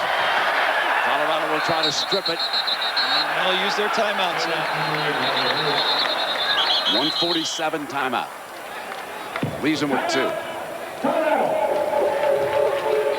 So with that timeout, we'll take a break. The Huskies lead the Buffaloes 17-14. Remember college? I bet you do. I bet you do. Remember the highs, the lows, The pressure. the party? Are you kidding me? You're gonna risk your hard-earned cash Take food off your table. Off your table? betting on 18-year-old kids. You might as well. Throw your money away. Fool. Fool. So watch our games for this kind of This kind of action. not this. Not this. Because if you're banking on me, Make your day. don't bet on it. Don't bet on it. Voting. It's not just a privilege. It's a responsibility. Now is the chance to make your voice heard. Stand up and be counted. You have a choice. You can make a difference. Log on to abc.com And vote for your favorite episode of Spin City. Norm. Whose line is it anyway? Two guys and a girl. The Drew Carey Show. Dharma and Greg. If you can only vote for one thing this fall. Vote for president. But if you vote for 2 things, Vote for your favorite ABC show. Just go to abc.com and vote, and we'll air it. Really? I'm finished. I'm sorry. 2nd down and 8 for the Huskies. Colorado needs the football. Hurst hit in the backfield. 1:43. And the clock is stopped at 1:39. And finally, they get the timeout called at 1:38.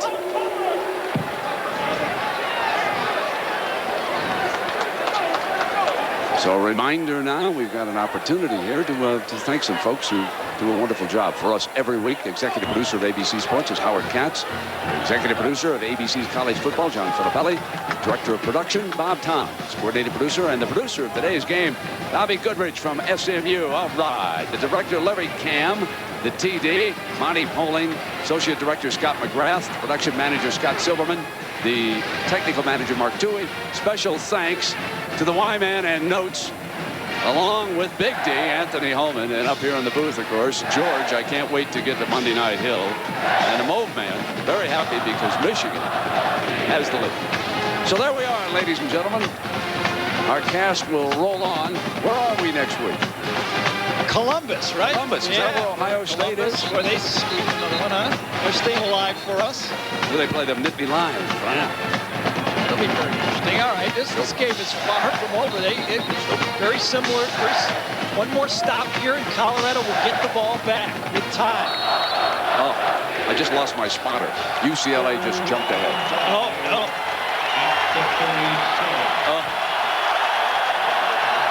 What a year this is for the Pac-10. You folks up there in Washington, huh? What a comeback for the league. Here's 3rd and 5. Can he do it? Can Colorado stop him? Fake pitch, naked. There's a penalty flag thrown on the play. Ball's fumbled out of bounds. He reached the first down spot, but there is a penalty flag. So let me hold on here. The only thing I can think of is an illegal formation is the only thing I can think of. I'm pretty sure they did not have enough men on the line of scrimmage.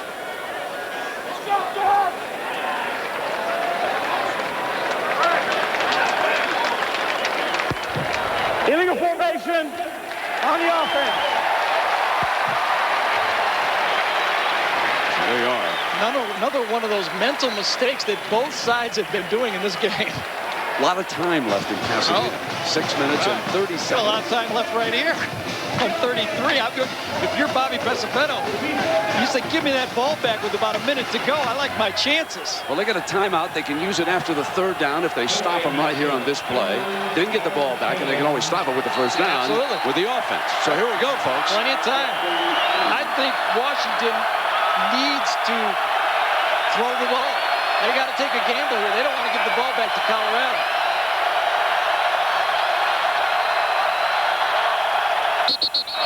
Before the snap. Yep. And an offensive lineman may have flinched. No, I don't think so. It was. You're right. I thought that was inside one of the defensive tackles.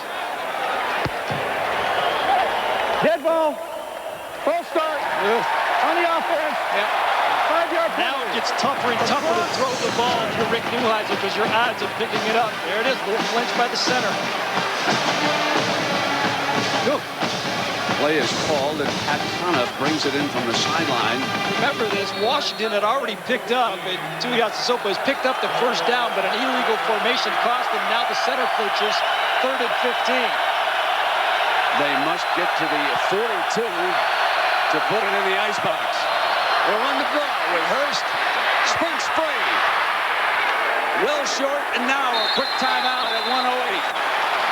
Oh, yeah. There's your timeout. Stop it as Jason Sykes, the hot linebacker from Los Angeles. And I'll tell you something. He saved the day with this tackle. I'm going to tell you, there was daylight. Hurst could have got the 1st down if he gets past Sykes. Also, I think Colorado being very smart, saving all 3 of their timeouts has saved the day also. Now, do you go after this punt? No. You're going to get the ball in a nice field position here. You think we might see Javon Green streaking down that far side? Whatever, there's plenty of time left. There is. 1:06. You only need a field goal. Goes to the college game with the clock stopping after a 1st down, even though they're out of timeouts. 17-14 certainly brings back memories of a week ago for Gary Barnett in Colorado. That's the score that they lost to USC in the Coliseum. When it was tied at 14, they missed a field goal, Colorado did. And then the Trojans marched down and won that game. So here they are locked up with the same score, trailing 17-14 again. 4th down and 8. And the punter is Ryan Fleming trotting onto the field. And the deep man, of course, is Roman Hollowell, number 5. That's our matchup. Tight formation by Washington here. No gunners on the field. Ben Madavi to deliver the snap for the Huskies. Got it right there. They set the return. Here comes Hollowell. From the 26. Shakes first man, but not 2 and 3. So he's down at the 29, and now they quickly get the offense on the field. They've got 1 minute, 57 seconds to get it down there. Flores, today's kicker, and they get him close enough to tie it. He's in there because of that missed field goal by his teammate and buddy, Mariscal, last week. But here we go. First down will stop the clock. Out of timeouts. 57 seconds to go. Javon Green comes to the right side of the formation.